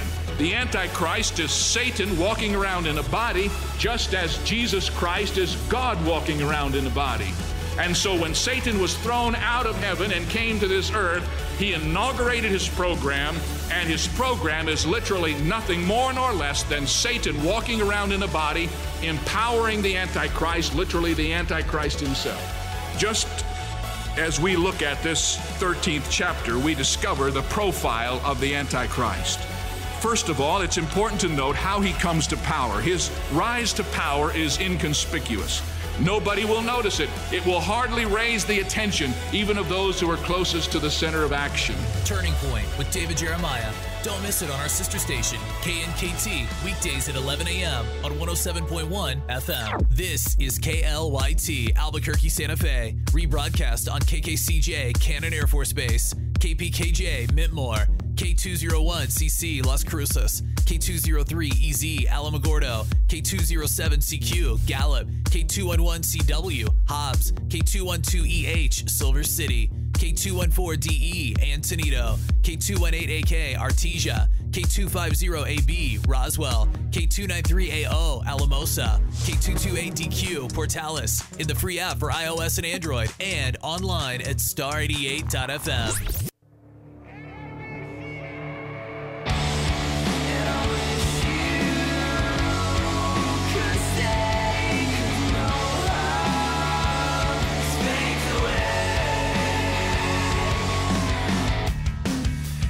Time beside the cold, I find you in trouble, and to be the one I love the most.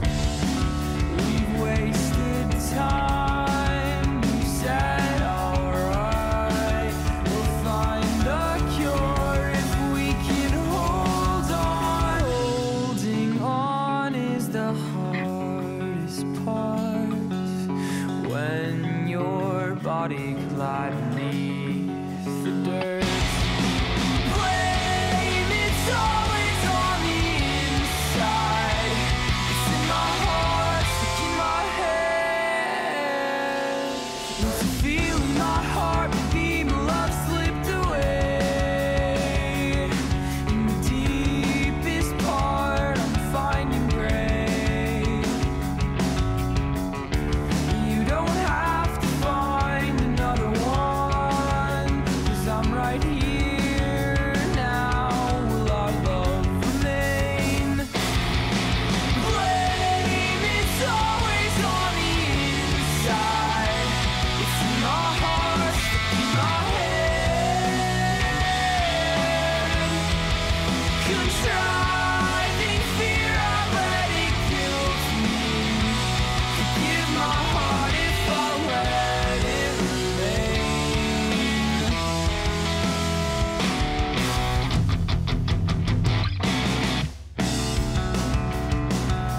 If I can protect you and keep you near, will that repair all of my distant days?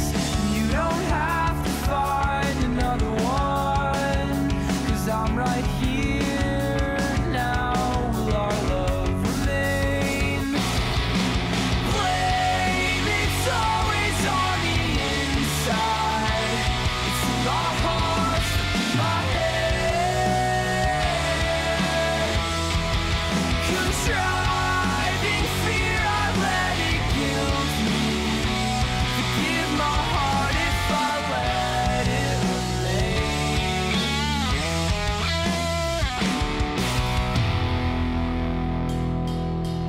Holding on is the hardest part when your body could lie beneath the dirt.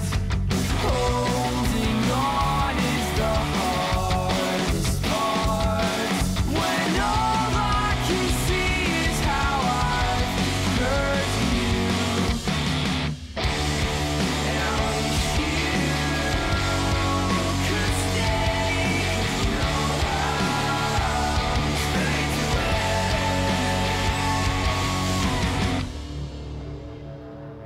The Morning Invasion brings you Shock Therapy Live, featuring Pastor Nate Heitzig. Call now, 338-3700, or email us at studio@star88.fm. And we're live. Good morning. From the Dream Style Remodeling Star 88 Studios. Dex had me censored. I'm so sorry. You had me censored. I'm sorry. I have to do that every once in a while.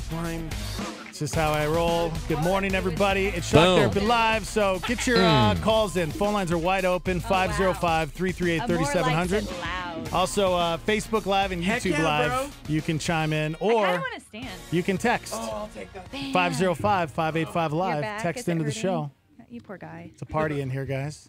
It's a lot of talking. A lot of people talking at one time. Pastor Nate Janae Heitzig. talking off air, Just- though. yeah, You two- I mean, you, just you guys talking among Train wrecking us is what you're doing. Happy Breaking birthday rules. to you. No, that was yesterday. We don't celebrate a birthday I'm week celebrating here. a Man, birthday let's week, do a yo. month. Happy birthday. I seriously saw you guys at Los Bolanos, so I was like, I'm not going to Did you really? You were there? No, just like all the stuff you were putting. Oh. And, Our post. and I was like, all right. Yeah, I don't want to bug. Bug with what? Because I was like, Well, I knew thanks. I'd see you. 26, 27? How No, old? 23. 23. Yep. 23. All right. Yeah. Cool. 23. Which makes me kind of a pervert. Yeah. Because I'm 32. Yeah, so you need to go back and listen to the last hour on demand. That's a bit creepy. Okay. All right.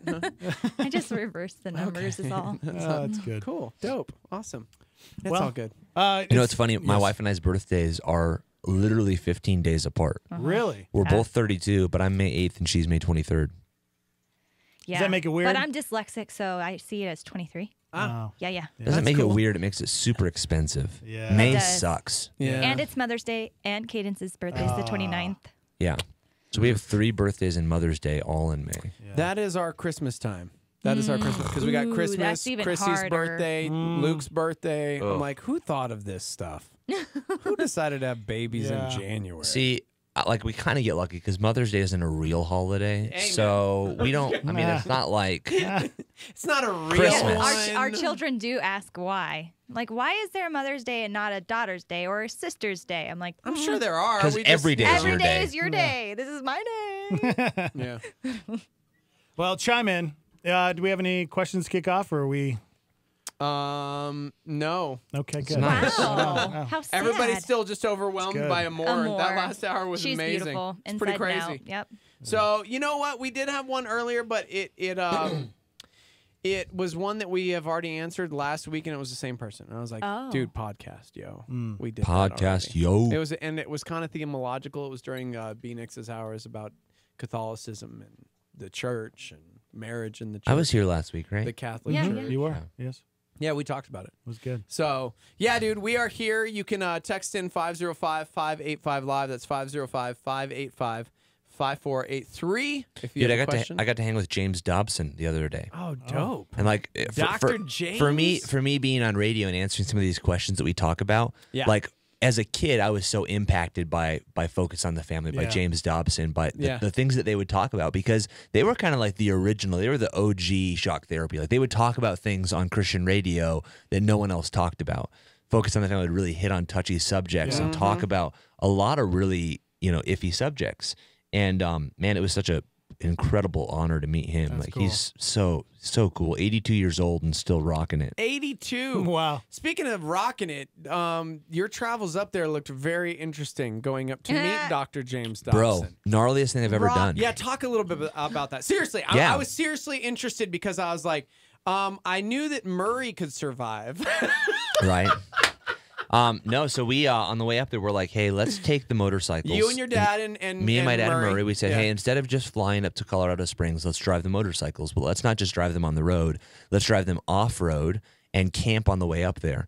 So we went from here up to Cuba. Then we were off-road from Cuba to Abiquiu on these off-road trails. Then we got to Abiquiu, and we took an advanced trail, which was a bad decision. So we took this trail that was literally like parts of it were 30-degree incline with big boulders and rocks and rock shelves. And the way Murray said that in Australia they have a terminology for trails that are too hard to ride on. They call it's where goats don't go. And Murray said this trail we're on is where goats don't go. Wow. So we're on this crazy trail. Each of us probably dropped the bikes 5 times. And we're climbing up this trail. We get to the top of this bluff, this vista. We come down, and then we camp in El Rito, New Mexico that night. And then we wake up in the morning afterward. And keep in mind, everything we need is packed onto these motorcycles. We've got these motorcycles packed up with luggage and tents and sleeping bags and food and water. And so we camp in El Rito. Then we go up to Alamosa, Colorado, and Buena Vista, and into 11 Mile State Park, where Pikes Peak is, and we camp up there near Pikes Peak. And then we came down into Colorado Springs, did the show, and then we drove back on Tuesday. We drove back through probably the craziest ride I've ever taken, just on the freeway, but we drove through 50-mile-per-hour winds, 39 degrees, hail and rain for an hour and a half.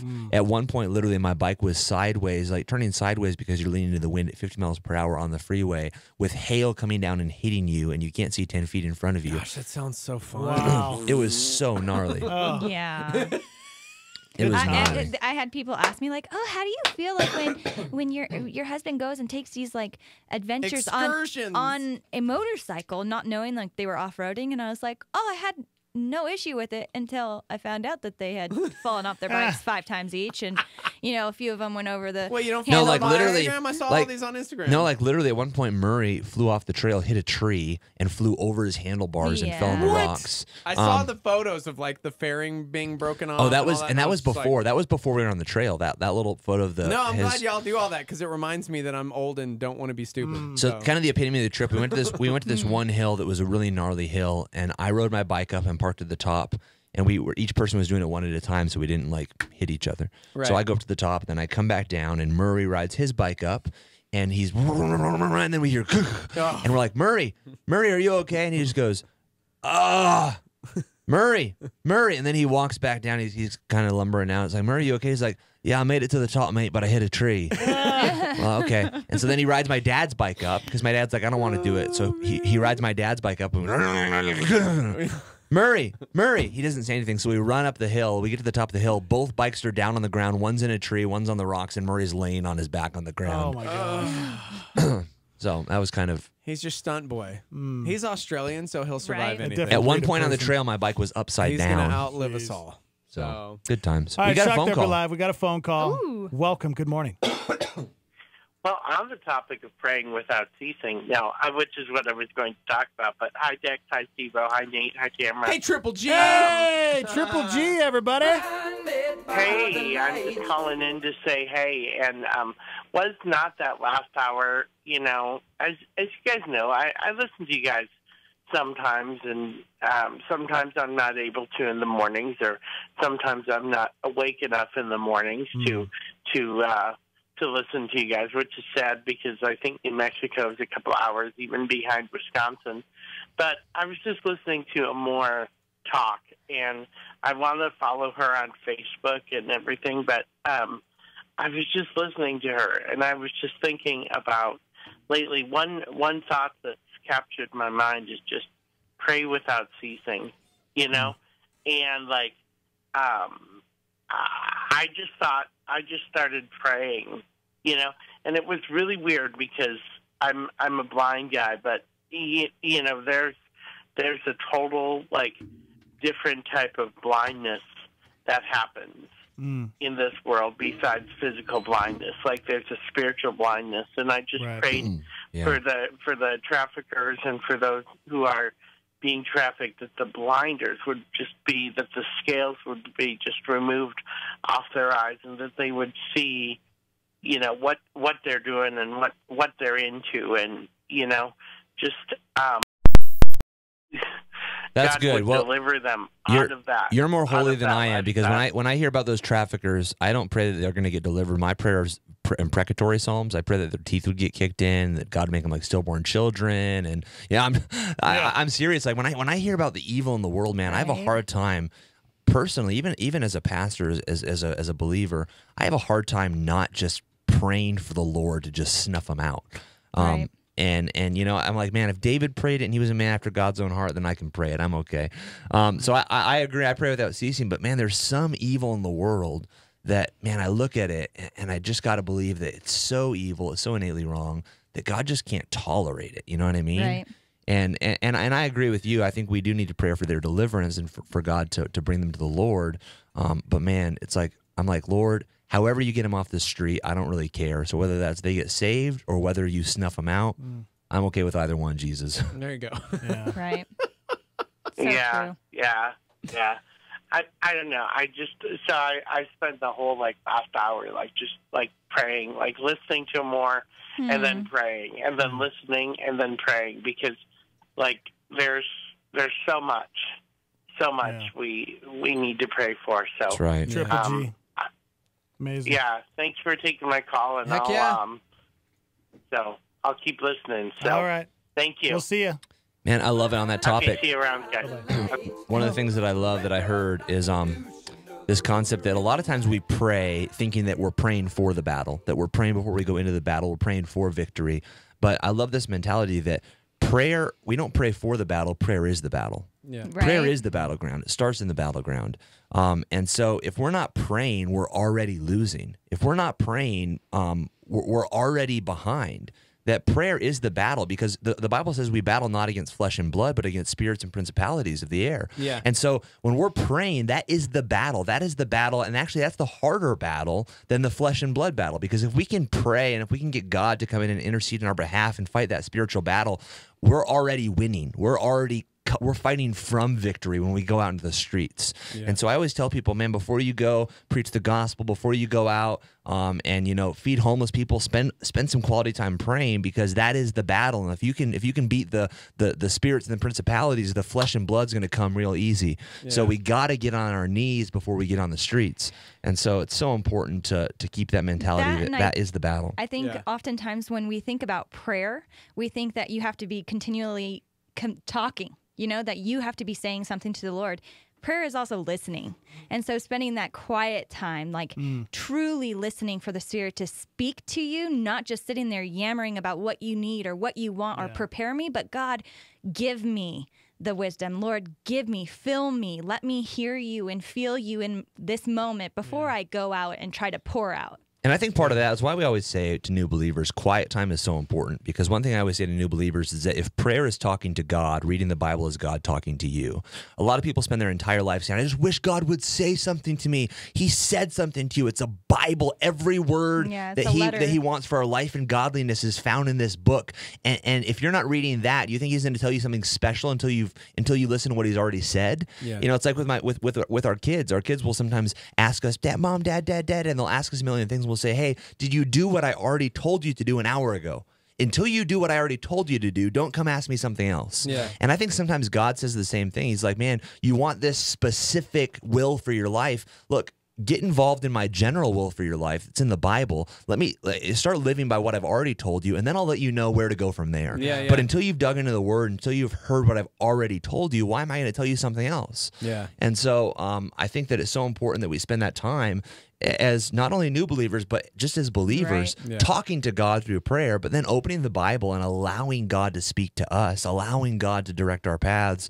And that's what a relationship's about. If you have a one-sided relationship where you go to coffee once a week and all you ever do is talk, but you never let the other person talk, that's not very much of a friendship. Yeah. You've got to allow this conversation to take place. And that's what spending time with God is, reading the Bible, praying, talking to God. It's a relationship. It's relationship building. It's friendship 101. Yeah. Speaking of friendship 101, we got an interesting question on the live line, which is cool because we were actually talking about this off air.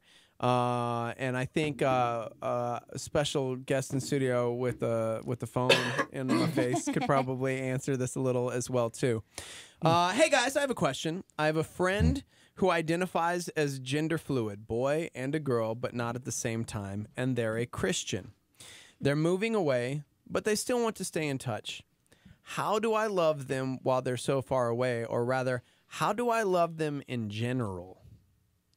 And I would say, first off, you love them just like you'd love anyone else. Right. Yeah. We have a lot of homosexual couples, gay couples that have come to the church. And my biggest thing, whenever you see them, you think you can overthink it and say, what can I do? I don't want to say anything offensive. And you start to overthink it instead of just treating them like anyone else. I don't want to shake their hand because I don't want them to think I'm condoning their lifestyle with a handshake. So anytime I see any of these couples who come to the church, my first thing is to walk up, call them by their name, give them a hug, say, hey, it's so good to see you. I'm so glad you're at church today, and treat them just like I would anyone else who comes to church. Yeah. And so I think when we get this idea of how do I treat them, by that very question, we're already behind the game. If you're having to ask, how do I treat them? How do I treat this lesser individual? Yeah, that shouldn't even be a question. You treat them like you would any other human being. Dude, I'm susceptible to that. So I'm calling you out, but I'm saying it at the same time. Like, I have been there as that person in many different areas of sin where it's like, but how do I speak to that? You know what I mean? So we're all susceptible to it. But that's a good place to start.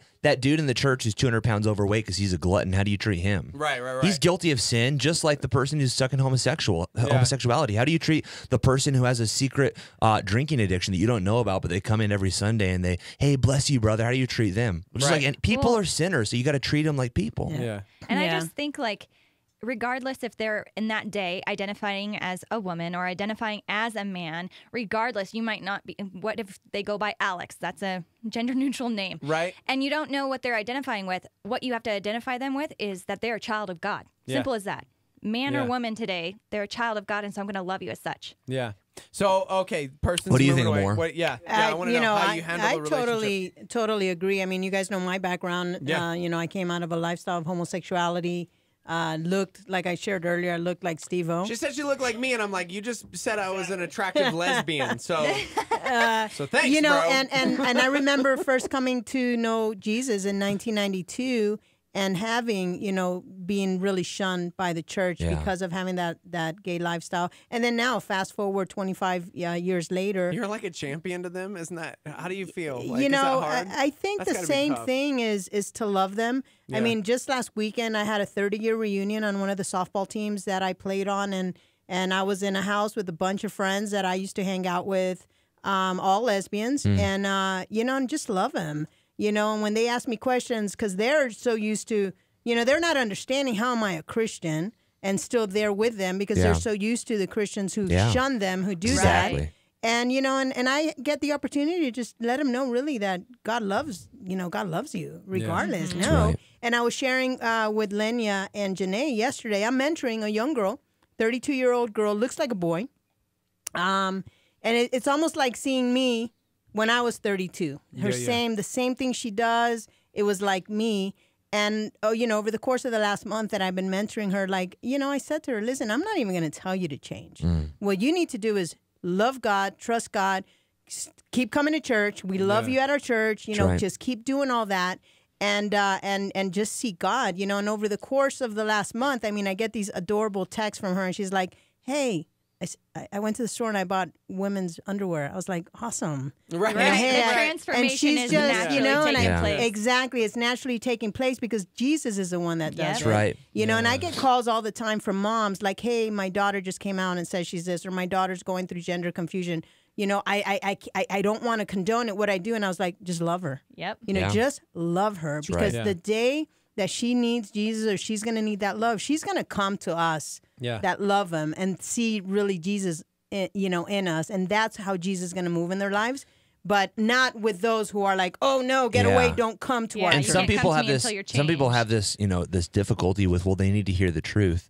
Look, the time's going to come when you're going to be able to share with them the truth. But what's going to happen is that they're not going to hear your truth unless they see your love. And so you got to show them that love. Otherwise, they'll never want to hear your truth. Well, that falls back to too much truth without any grace, or too much grace without any truth. I mean, you have to have the truth with the grace, with the love. I was talking. I was talking with James Dobson over the weekend about this very topic, and we were talking about how this works even in family life with kids. Is that as parents, we need to have this equal bearing of discipline and love. And if you go too far to one spectrum, your kids are going to be screwed up because of it. If you fall too much to discipline and you never have that love, you never have that touch where you love them and you let them know you love them, then your kids are going to rebel from you. If you have too much love and no discipline, then eventually your kids are just going to think that anything's okay and they can just go run amok and do anything. They're gonna dive off the deep end. And so it's the same in this topic of truth and love. We have to have this balanced scale of truth and love. If we go too far to truth and there's no love, they're not going to want to hear anything we say. Exactly. And if we go too far into love with no truth, then we're going to be loving them all the way to hell because we're never going to confront them with the truth and the reality of their gospel. And so we have to have this balanced spectrum. It's a seesaw, and we have to fall in that middle ground. It's a straight line. It's not a curved line. We got to have this straight line of truth and love. And it's so important to balance that out. Yeah, and I've found with the majority of homosexual people that I know or come to me, that they've been confronted by the Christians that it's just all truth, all truth and condemnation. And that's what they expect. So when they do find Christians like here at Calvary, the message we're preaching, which is truth. It's truth with grace. Same with at our church back home, is truth with grace. We don't agree with what's happening or condone, but you know what? Jesus is the one who does this change. He did it in me. God's job is to judge. My job is to love. Yeah. And man, it's so important.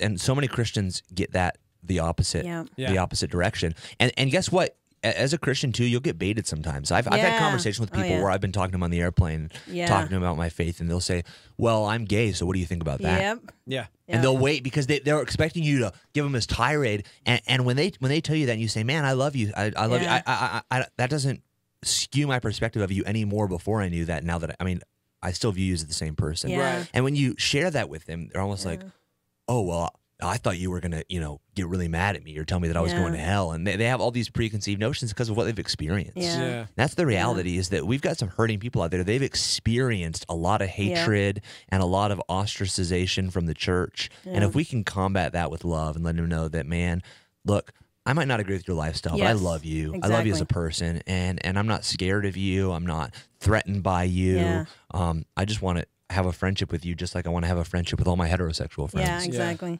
Now let's take this a little step further because people are chiming in on the live line now. 505-585-LIVE. It's 505-585-5483. Amor, you said something really interesting, and it kind of goes along with the question that was just asked, because you said when you were living that lifestyle, you were dressing like a dude, you were trying to look like a dude, you were living a lesbian lifestyle, and the church shunned you. What's interesting is now, like, with where you are at, you were traveling all over the world speaking at churches, and possibly some of the same churches that at one time shunned you are now championing you and going, yes, this woman of God. And it's like, and sometimes it can be so hard to love the church because of that, because you see the hypocrisy. So the question then is this. Somebody says, here's one for you guys. Are there effective ways to correct Christians who act hatefully towards, quote, bad people in their estimation? There is so much hate from the church toward people who need Jesus right now. So how can we correct those people firmly but lovingly as we talk about loving others? Or should we just turn over those tables and yell at the yellers? No, man, that's an easier one, because the simple answer to that is the Bible. How do you correct them? The Bible. Because now you're dealing with people who claim to believe what the Bible says. They say, yeah, I believe the Bible, I'm a Christian. So if you can share with them scripture verses that help them to see the plank in their own eye, if you can share with them those truths that help them realize Christ's view of sinners and Christ's approach to sinners, and you can share with them that truth and that ability, hopefully they're going to see it themselves. And you're not going to have to say, well, you need to stop hating and start loving. You're not going to have to go on that tirade. If you just share with them the truth of the scripture, hopefully they'll see that themselves. Yeah, and something that, like, just in the course of the last 5 years of where God has me with, the tattoo shop, with the tattoos, with ministering to the homosexual community and stuff, like, one thing that God really has shown me, because, for example, when we held church at the tattoo shop was one of our campuses, and I was getting, just attacked by the Christians of, God isn't there, just things like that. And even though I'm seeing people set free, I'm seeing homeless people come off the street, I'm seeing drug addicts get off, I'm seeing homosexuals, get delivered. And one thing that God, like, really put in my heart and reminded me, and it was like, just remember with Jesus, okay? He would heal the leper, he would heal the blind, he would heal the lame, but he would do it on the Sabbath. And all that the religious people would see was that he did it on the Sabbath. So you read these scriptures and this amazing miracle happens, but then the next sentence is the Pharisees, how they were so, because it was the Sabbath. And to me, I just see that as some Christians today, and again, Christians are amazing. I love my Christian brothers and sisters, and this is not, all Christians, but there are some Christians today that then do what he just said. I mean, what do you speak to that, to what I just said? And definitely. I think I agree. I think that's so true. I think that the church today, and I would say a good chunk of Christians fall into this category. But what I would say about that is that I think a good chunk of people who call themselves Christians aren't really Christians. I think just because you go to church and you call yourself a Christian doesn't make you a Christian. I think a Christian is really dictated by your lifestyle. I think there's a huge amount of hypocrisy in the church, but I think there's just a huge amount of hypocrisy in the world. I look at the news and I look at the GOP and I look at the Democratic Party. There's a ton of hypocrisy in politics. There's a ton of hypocrisy in fashion. There's a ton of hypocrisy in Hollywood, in the entertainment industry. Look, we live in a hypocrisy-filled world. And so anytime someone says, well, you're a hypocrite, it's like, yeah, well, guess what? You probably are too. You're probably a hypocrite as well. And the bride of Christ is flawed. Yeah. But we're called to love the bride of Christ. And I'm not standing here saying the church is perfect, but I'm saying that, man, if I say that I don't like the church, I'm saying I don't like myself because I'm part of the church. And so I've got to find this balance of saying, man, in the same way that I've got to love the people outside the world, I've got to learn to love the church. Sometimes it's harder for me to learn to do that. I think it's innately for me pretty easy to love those who are outside the church because I see their need. It's harder for me to love those who are in the church because I'm like, man, you think you've got it all together, but you don't realize how much you need. Yeah. So it's harder for me to do that. But I think it's just as important to train myself to love them before I shout and spout the truth at them. So kind of in the same mentality with people outside the church, man, I've got to show them my love for them before I have them hear my truth. And I think, some of the world sees the church as they are supposed to live this perfect lifestyle. And I think in the church and outside the church, we sometimes don't realize, like, regardless if you're a bride of Christ or not, you're a flawed human being. And so you're going to mess up. And so when somebody lets you down and they're in the church, I think I have a tendency even to be like, dude, you know better. Like, you shouldn't treat people like that or whatever. But people mess up and slip up. If it's not a lifestyle that they're living out in that way, but it's just an occasion that happened and then they go back and repent, it's like, okay, you're human. I think sometimes we need to call out the Christian who lives that hypocrisy lifestyle. And I think for me, what it really starts with, the base root of all of this is a realization and a recognition of our own sin. And so we're doing a series right now. We did a series. We're in a new series right now. We did one called White Collar Sins that we were talking about. There's these white collar crimes. You can go to prison for just as long for tax evasion as you can for rape, as you can for drugs. These are white collar crimes. They don't seem as bad when you're doing them, but they're just as bad in the law's eyes. And there's white collar sins. There's sins like gluttony. There's sins like envy. There's sins like hypocrisy. There's sins like dishonesty. These are all sins that, man, guess what? In the eyes of God, they're just as bad as homosexuality and murder and adultery. They're white collar sins, but the punishment for those sins is the same punishment for all the other sins. And so I think when we start to view ourselves in the light of realizing, man, I'm a pretty screwed up, messed up person. I've got a lot of crap in my life that needs forgiving. That helps us forgive other people because him who's been forgiven much forgives much. And so when we realize how much we've been forgiven, so, sometimes when I see someone who's really high and mighty, my first question is to ask them a question about themselves. Man, so, how about your life? Are you perfect? Have you ever sinned? Have you ever messed up? And if you can get them to this level playing field where they view themselves as level at the seat of the cross, then that can help them to love other people. Because as they begin to realize, man, you know what? You're right. Like, yeah, maybe I'm not out there sleeping around, but maybe I've got thoughts of adultery and I've got thoughts of pornography and I've got thoughts of hatred towards my brothers and sisters in Christ. And if they can start to view themselves their sin, that can only make you a more loving person. It can only make you love other people more. Man, I love what you just said because I think part of the problem is there was this holiness movement, and please don't take what I'm saying as we should not be holy and righteous. We are called to, Jesus said, "Be perfect." You know what I mean? And it was like during the Sermon on the Mount, talking about like being perfect as as my Father is perfect, and called to that righteousness, that holiness. But I think sometimes because of that, there are those self-righteous who do not see their own sin, who believe because of that they're called to that perfection. So rather than confront the sin in their life that they don't see because they're blind to it, they would rather just point the finger at somebody else's sin. And there's scripture that talks about that, the speck in your brother's eye when you got to remove that plank in your own eye first. I wrote a whole poem about this. So kind of the premise for the whole white collar sins, I wrote this spoken word piece for a Good Friday, and it was kind of all about this premise. So I'll just read it because I think it kind of fits into this topic. Yeah. No matter where I seem to look, all I see is sin. Like I'm trapped in an endless battle, impossible to win. Someone once told me where there's a will, there's a way, but what happens when what I will to do is choose to disobey? And it doesn't seem to stop when I walk through these church doors, so if religion is your answer, I'll keep mine and you have yours. See, religion teaches grace, but that's not what we practice. Point the finger at God's people, just try asking John the Baptist. Since we can't fix our own stench, we just try and mask it, not realizing religion's like putting incense on a casket. See, the problem with religion is alone it can't atone. It's behavior modification, an endless list of don'ts. So let's dress up for Sunday in our pretense and show. We're all beautiful little mummies as our corpses rot below. See, the cure isn't found in a pew or a pulpit. It's found in the God-man, the innocent culprit.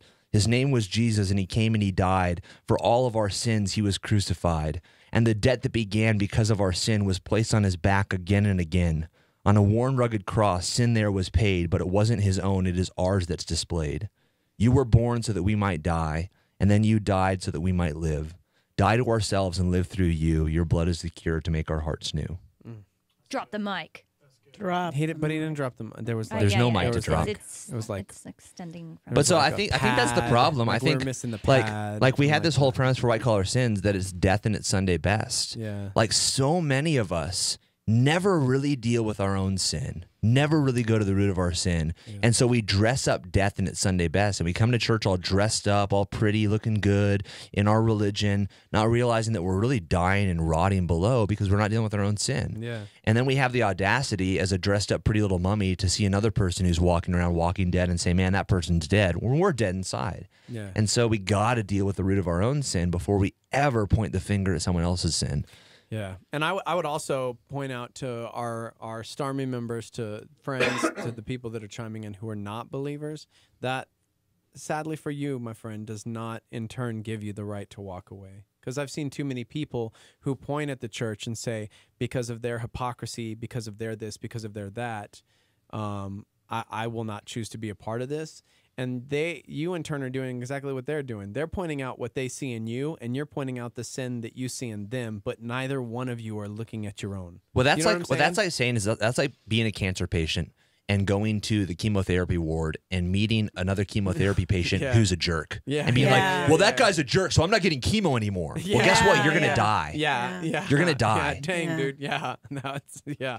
I mean, it doesn't make sense. The church is not a museum for saints. It's a hospital for sinners. Yeah, and guess that's what? right. So Sinners are jerks sometimes. So Yeah. when you come to the hospital for sinners, you're going to meet a couple of the sinners who are punks because they're sinners. Yeah. And if you say, well, I'm not going to come anymore because they're a jerk, they're a punk, well, that's great. You're going to miss out on the cure for sin, and you're just going to go to hell. Yeah. Like, there's no excuse. When you stand before God, the proper excuse isn't, well, I met a Christian who was a jerk, so I just decided that's not a good excuse. That's not going to work. Yeah. Man, you're responsible for your own actions. You're not responsible for their actions. And guess what? If they're a jerk and they're pious and they're a hypocrite, God's going to judge them for that. God's going to deal with them, but you can't use them as an excuse for your own life. Yeah. Dude.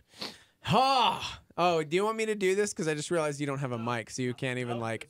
Hey, Thank you. Shock Therapy Live. You want me to do that? You want me to like? Can I say the phone number? Of course. I mean, because Dex normally he's the host. That's 338-3700. That's right. That's right. It is Shock Therapy Live, your 1 hour therapy session.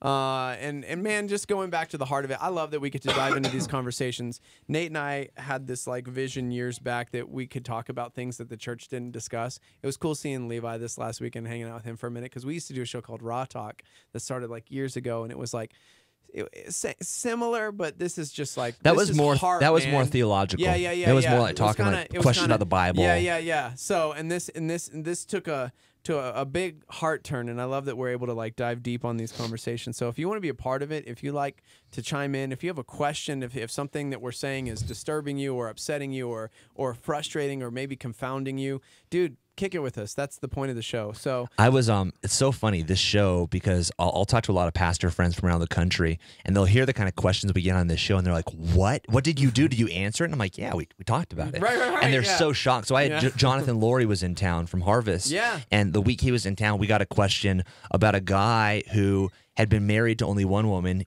They got a divorce, and he wanted to know if it was okay to masturbate to thoughts of her. Yeah. When they were, and it was like, and he was like, I've never heard a question that was that gnarly. Right. Like, and that's not even as gnarly as some of the gnarly questions we get.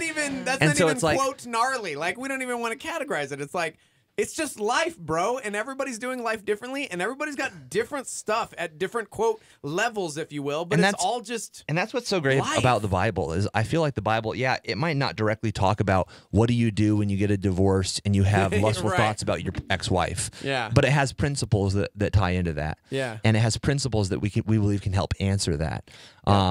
And so I think it's so important to talk about that because that's real life. You know, everyone's situations and stories don't fit into a nice little box that can be found in Deuteronomy chapter 20. Like no one has like, oh, yeah, there it is. There That's it the is. answer. That's my whole life. And so what happens is that if we're scared to talk about this stuff in the church, these people aren't going to get their questions answered, and they're going to turn somewhere else. Yeah. Because guess what? The world's talking about this. Even if the church is too scared to, the world isn't. Yeah. The world's talking about it. So if we're not giving them answers rooted in biblical truth, they're going to find their answer somewhere else, and it's not going to be rooted in truth. And sometimes we're finding our answer somewhere else, even as believers, because we look to art and culture and we see different things in different scenarios, and we're like, oh, I can relate to that. And we can. I think that's why art in itself is so beautiful, because we see the messiness of life in it, and people are willing to dialogue about it, which is why we're receptive, or why we're drawn or gravitate to certain stories or movies or ideas or music, because within that we see a little piece of what's going on in our world, and we're like, man, I identify with that. I can understand that. That dude is crude and crazy, and Eminem's spitting some weird stuff right now, but what he's saying is speaking to me, because I'm a human being, and I've been there, and I've been broken like that. But the problem is, at the end of it, there's no conclusion. There's no answer, because we know that Jesus is the only answer. Yeah. And so That's right. It's just like this cyclical, like, yeah, that was good. I feel emotional. I don't know what to do about the rest of my life. I'm just stuck here. And you don't have to be stuck there. Like, nobody has to be stuck there. You're a testament to that, living a crazy different lifestyle. And then God showed up and did something. And it's crazy to me, man. So anyways, people are chiming in. Most people just wanting to hang out. Somebody wanted to know if Dex was taking a nap, because he's just kind of chilling in the corner. I'm here, guys. Moore's way better speaker than me. He gave me his mic. Way better speaker than me. Way better speaker than me. So somebody said life is a series of thousands of tiny miracles. You just have to notice them. Somebody had a question. Now, really quick, I disagree with that. Okay. No, I 100% disagree with that. I knew you were going there. I just didn't know you were going to say it. I think in our culture, we call things that aren't miracles, miracles. And what happens is it makes true miracles, when something miraculous actually happens, seem commonplace. So anytime we say, every time the sun shines, it's a miracle. Every time a baby's born, it's a... No, those aren't miracles. That God set that up in natural... That happens naturally. God set it up that way. That's not a miracle. And so what happens when we call everything miracles, true miracles aren't miracles. They're just... Oh, that's just normal. Yeah. And so I think we need to call miracles miracles. Like when something actually miraculous happens, that's a miracle. And we need to point it out, celebrate it, platform it, draw attention to it, because that brings glory to God. Yeah. If we call everyday commonplace miracles, then people just stop seeing them. So, okay, so playing devil's advocate then, because Psalm 19 is one of my go-tos. It's one of my favorites, because I do love like general revelation, discovering like the beauty in nature, not like tree hugger style, but just the idea that like you can look out at the stars and they are pouring forth speech of God, and you could say, man, because you said that it wouldn't be categorized a miracle because it doesn't point to God. But no, that's not what I said. No, that's okay. All right. Well, then I'm going to retract that, because that's what you said. So because that's not what I heard. Right. Okay. I think lots of things bring glory to God. Yeah. So I think, for instance, when Jesus preached the Sermon on the Mount, that wasn't a miracle. Right. But you preached the Sermon on the Mount. You can attribute those incredible things we see to God, but it's not miraculous God, the creator, because he set it up in his creation. Yeah. Word. Yeah. I just wanted to clarify. So when Jesus went and ate with Zacchaeus, that wasn't a miracle. Yeah. When Jesus fed 5,000 people out of a few pieces of bread and fish, that was a miracle. So I think what happens, though, if we call everything that happens, oh, that's a miracle, it's a miracle, it's a miracle, it's a miracle, then what happens is the really big miracle stuff happens, and we're like, oh, well, that no, it's not the same. I'm in agreement with you. I just wanted to clarify, because you were going pretty quickly and said a lot of things in that little time, and I just wanted to clarify the statement. Now, the only purpose of miracles is to bring glory to God. So a lot of people will say, well, why aren't there healings today? And why aren't there, these crazy miracles we saw in biblical times, why aren't they happening today? Yeah. Well, the answer to that is they are, just probably not as much in first world countries as they are in third world countries. Yeah. The reason being is because the only purpose of a miracle is to bring glory to God. Right. So if someone today and that's actually why I believe we don't see as much demon possession in first world countries as well as you do in third world countries, because the purpose of demon possession is to get your eyes off God and put it on Satan. But guess what? In our day and age, if someone's demon possessed, we'll probably just say, oh, well, they have a mental condition, they have a mental illness. We're going to ascribe it away, and then Satan's not getting the glory he wants. And then when they're delivered from that demon, people just say, oh, well, the therapy worked, pills. the medication worked, and God's not getting the glory. And same with a lot of physical miracles of healings. You see a lot more healings in third world countries than you do in first world countries, and that's because if someone gets healed of a malady here in our day and age, people will just ascribe it to doctors and say, "Oh, it was the doctors, it was the medical industry. Why aren't we so blessed to live in the day and age that we live in?" Right. And it's not going to give God the glory. Yeah. The purpose of miracles is And that's what you were saying. to edify believers or to bring to point to God. to bring- and that's what to you bring had said. So I just wanted to salvation. clarify, because it was taking that statement to its logical conclusion meant that if miracles' purposes were to point to God, those other things weren't necessarily pointing to God, but they can point to God. Yeah. It's scriptural. So that's why I was just clarifying. Yeah. Anyway, we got a phone call. We got a huge text question as well. So Let's where take do the you wanna phone go? call. Phone call? We always take the phone call. Oh, right. You don't have a Priorities. microphone. Go ahead, bro. I'm like, why are you pointing at me, dude? You're the freaking host. Good morning. Welcome to the show. Okay, now give the mic back. No. Hey, are you there, caller? Caller, go ahead. Cool. Welcome to Shock Therapy Live. It's good to have you. Hello? Oh, you guys can't. I can't hear him. It's just really low. Can you hear him, Steve? Yeah, no, I can't. I was being snarky. Sorry. All right, we got a question on the live line. It's a long one. It is a long one. I am struggling so much with wanting to divorce my spouse. Super long story with many issues. I mean the works. Emotional, verbal, past domestic years ago, addiction. Fast forward, my spouse is just straight up mean. Awful to me. I won't even share the words. That's how bad they are. Constantly.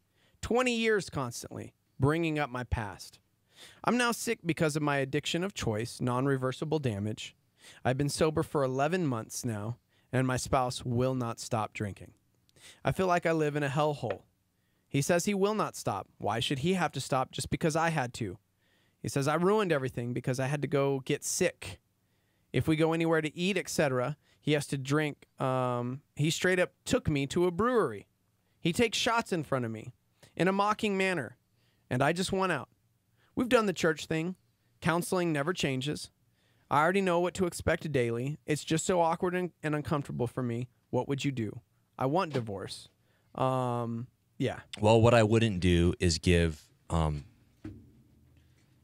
blanket advice to this situation without talking to them in person. Right. So there's only so much advice that I'm really going to give on this, because any situation like this requires mediation, requires someone to sit in, hear the full story, and then give advice from that point. Yeah. So I'm not going to dole out advice, because frankly, the advice that I dole out to you at this point, based on what you said, you probably wouldn't really like. Because what I would probably toss out to you is that, man, unless there's been adultery in the relationship, you don't have biblical grounds for divorce based on the situation. I think you have biblical grounds for separation. I think you have biblical grounds for stepping out of this relationship for a time to pursue godliness on both parties. But I don't believe, based on what you've said so far, that you have the grounds for divorce. And so what I would say is I think that you need to, and I know you say we've tried the counseling thing, you've tried all this stuff, but I think you need to step it up to a step further. And what I would probably say is that step would most likely be separation for a time, so that there can be seeking of godly repentance on both parties. It says that since you've tried the church thing, Right. So we don't know if she's a believer or he's a believer. Exactly. That's right. There's so many unknowns in this whole entire situation, in this whole entire story, that we're not quite sure where to even dig into this. You said you've been sober for 11 months, which leads me to believe that for a long time you were probably stuck in chemical addiction, either drugs or alcohol or both. And by the nature of that, you guys probably both did some pretty crappy things to one another, because drugs and alcohol cause you to do crappy things to other human beings. So most likely there's probably been a lot of fault on both sides in this marriage and this relationship. And you guys probably have very short fuses. I would imagine your fights probably escalate very quickly, because same thing, chemical dependencies cause fights to escalate very quickly past where they need to, because neither person's thinking straight when you're drunk and you're just yelling at each other, and you wake up in the morning, it's like, man, why do I hate that person? I don't even know anymore. So there's probably a lot of crap that needs to be dug through. Probably repentance and restitution that needs to be made on both sides of this relationship to really see any growth in this relationship. So all that to say, man, what would I do if I were in your shoes? I would probably go to appeal to the church. And now even this is hard, because I've had friends who have appealed to churches, and some churches handle things differently. And man, frankly, some churches don't know how to deal with these kind of situations. They don't know how to talk to couples that are going through this kind of stuff. I know here at Calvary, we deal with it a lot. So we're really accustomed and used to walking through this process with a couple. We're used to trying to get down to the heart of the truth in these kind of situations. And so we do our best to do that. I know a lot of churches have a hard time doing that, but I would recommend what I would do is I would go appeal to my pastor. I'd go appeal to my church and say, hey, I'm going through this crap. I want to get a divorce. Do I have biblical grounds for divorce? Do I have biblical grounds for separation? What does that look like? What would the process be of separation for me and my husband pursuing repentance?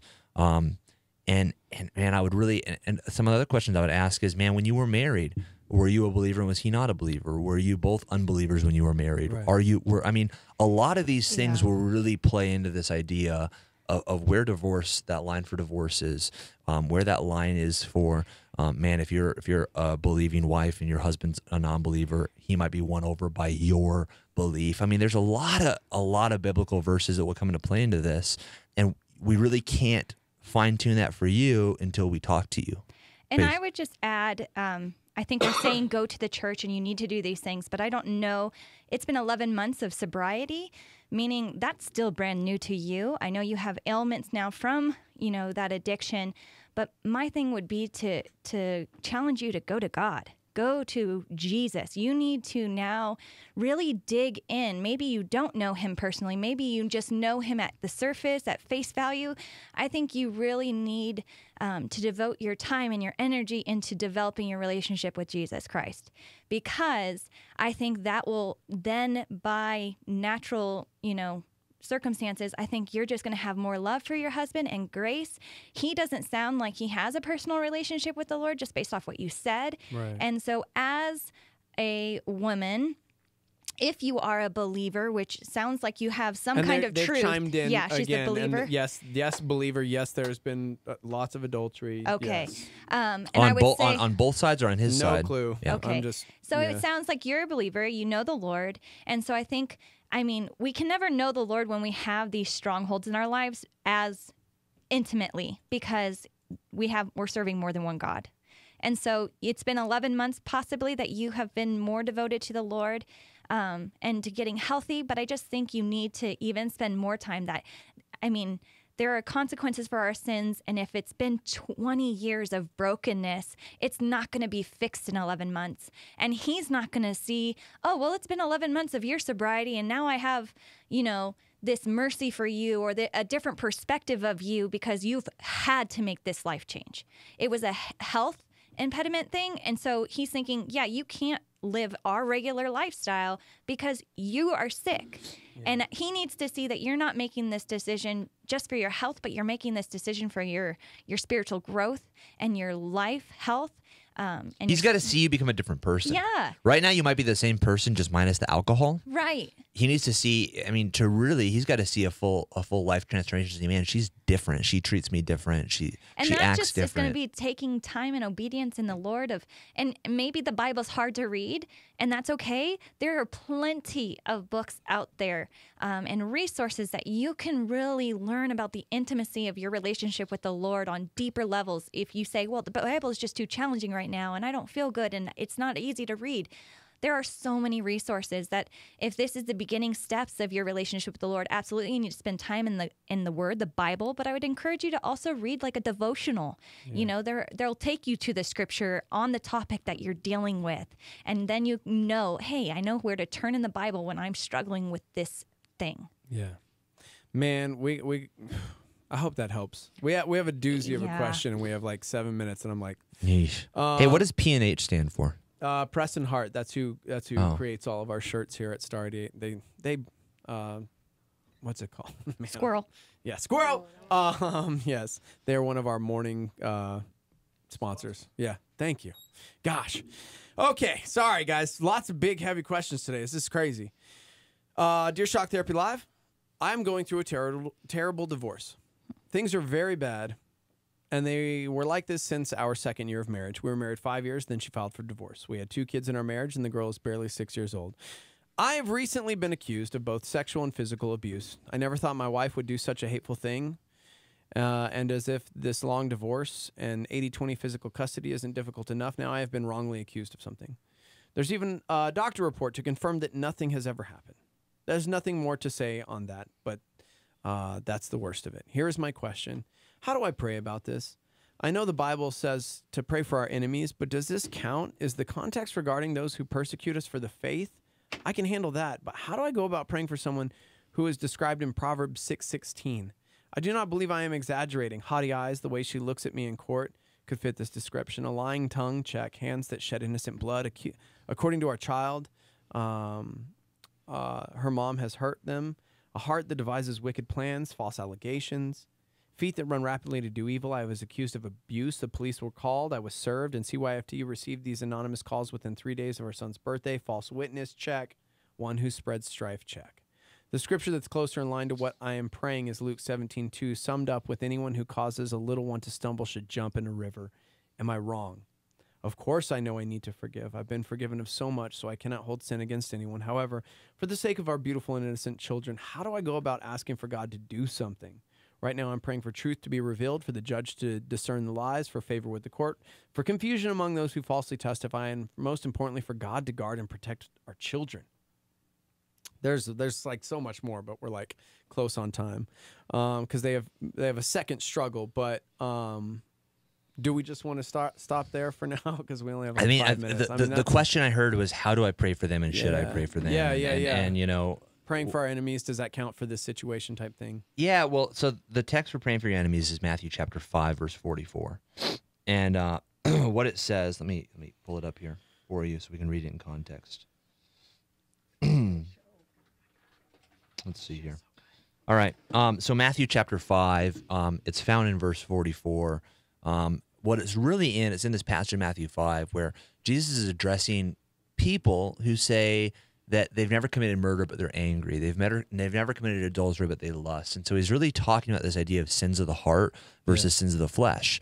And so, I mean, in this, he gets into divorce, and he talks about, it's also said, whoever divorces his wife, let him give her a certificate of divorce, but I say to you that everyone who divorces his wife except on the ground of sexual immorality makes her commit adultery, and whoever marries a divorced woman commits adultery. So he's getting into this whole idea of oaths and divorce and adultery and lust and retaliation, and that's where he gets into it. So he's into this idea of retaliation. In verse 38, you have heard that it is said, an eye for an eye and a tooth for a tooth. But I say to you, do not resist the one who is evil, but if anyone slaps you on the right cheek, turn to him the other also. And if anyone would sue you and take your tunic, let him have your cloak as well. I want you to keep in mind, what Jesus is addressing here is not if someone hates you because you're a believer or someone hates you because you love Jesus. He's addressing just purely people who hate you, people who are going to sue you in a court of law, not based on your faith, but because they don't like you. So it has nothing to do with your belief in Jesus. What he's talking about has all to do with how the world treats you, how a non-believer treats you, and how you should respond to them. At this point, based on what you're saying, your wife is exhibiting the traits of a non-believer. And so this role comes into play in your life because you're being treated by someone as though they were... What is that music? I think that's wrapping up. Oh, man. The wrap-up music. It's time for the end of the It's only 9:56. This is terrible. We gotta pay the bills with can you turn it people, down so for just we a second? keep the Thank show. you. Get the break here. So it says, and if anyone forces you to go 1 mile, go with him 2. Give to the one who begs from you, and do not refuse the one who would borrow from you. You have heard that it was said, you shall love your neighbor and hate your enemy. But I say to you, love your enemies and pray for those who persecute you. It doesn't say those who persecute you because of the faith. It says those who persecute you, so that you may be sons of your Father who is in heaven. For he who makes his sun rise on the evil and on the good, and sends rain on the just and the unjust. For if you love those who love you, what reward do you have? Do not even the tax collectors do the same? And so really this mentality is how to treat non-believers who really hate you, and how do you respond to them? And that applies to your situation. So you say, how do I pray for them? You just pray for them. And guess what? I believe that the heart follows the tongue, and that if we begin to pray for our enemies, we begin to speak things, speak truths, and speak blessing over their lives, our heart will follow. Right now, your heart's not there, but if you begin to pray it, if you begin to verbalize it and speak it, your heart will eventually follow what your words and what your mouth say. So I say, How do you do it? Just start doing it. Start praying. Start lifting them up. Start praying for God to redeem them. Start praying for God to bless them. I know that's a scary prayer, but pray that God would bless them, and that God would use that to draw them to Himself. Yeah. And I believe that as you do that, your heart's going to follow, and I believe that you're going to be a better believer because of it. Beautiful. So good. It's time for the end of the show. Man, if you missed any of the show today, on demand through the app, go to iTunes, search Morning Invasion. We're on YouTube Live, Facebook Live, Star 88 FM. Thank you to Amor, Sierra, hanging out with us this morning. Nate and Janae, get out of our studio. Happy to, big jerk. What? I'm going to break. Hurt Gotta pay the bills, man. Hurt people. Don't respond. Pay the bills. We're a nonprofit station. I'm going to start praying for him Paying right what now. bills? Words. Don't respond with those hurtful words. You just pray for him. Okay, You pray goodbye. for Son him. of God. Bless him. There ain't no more. That's right. Time is tight. It's the end of the show. For over 40 years, La Salita Restaurant has been serving New Mexican food to Albuquerque.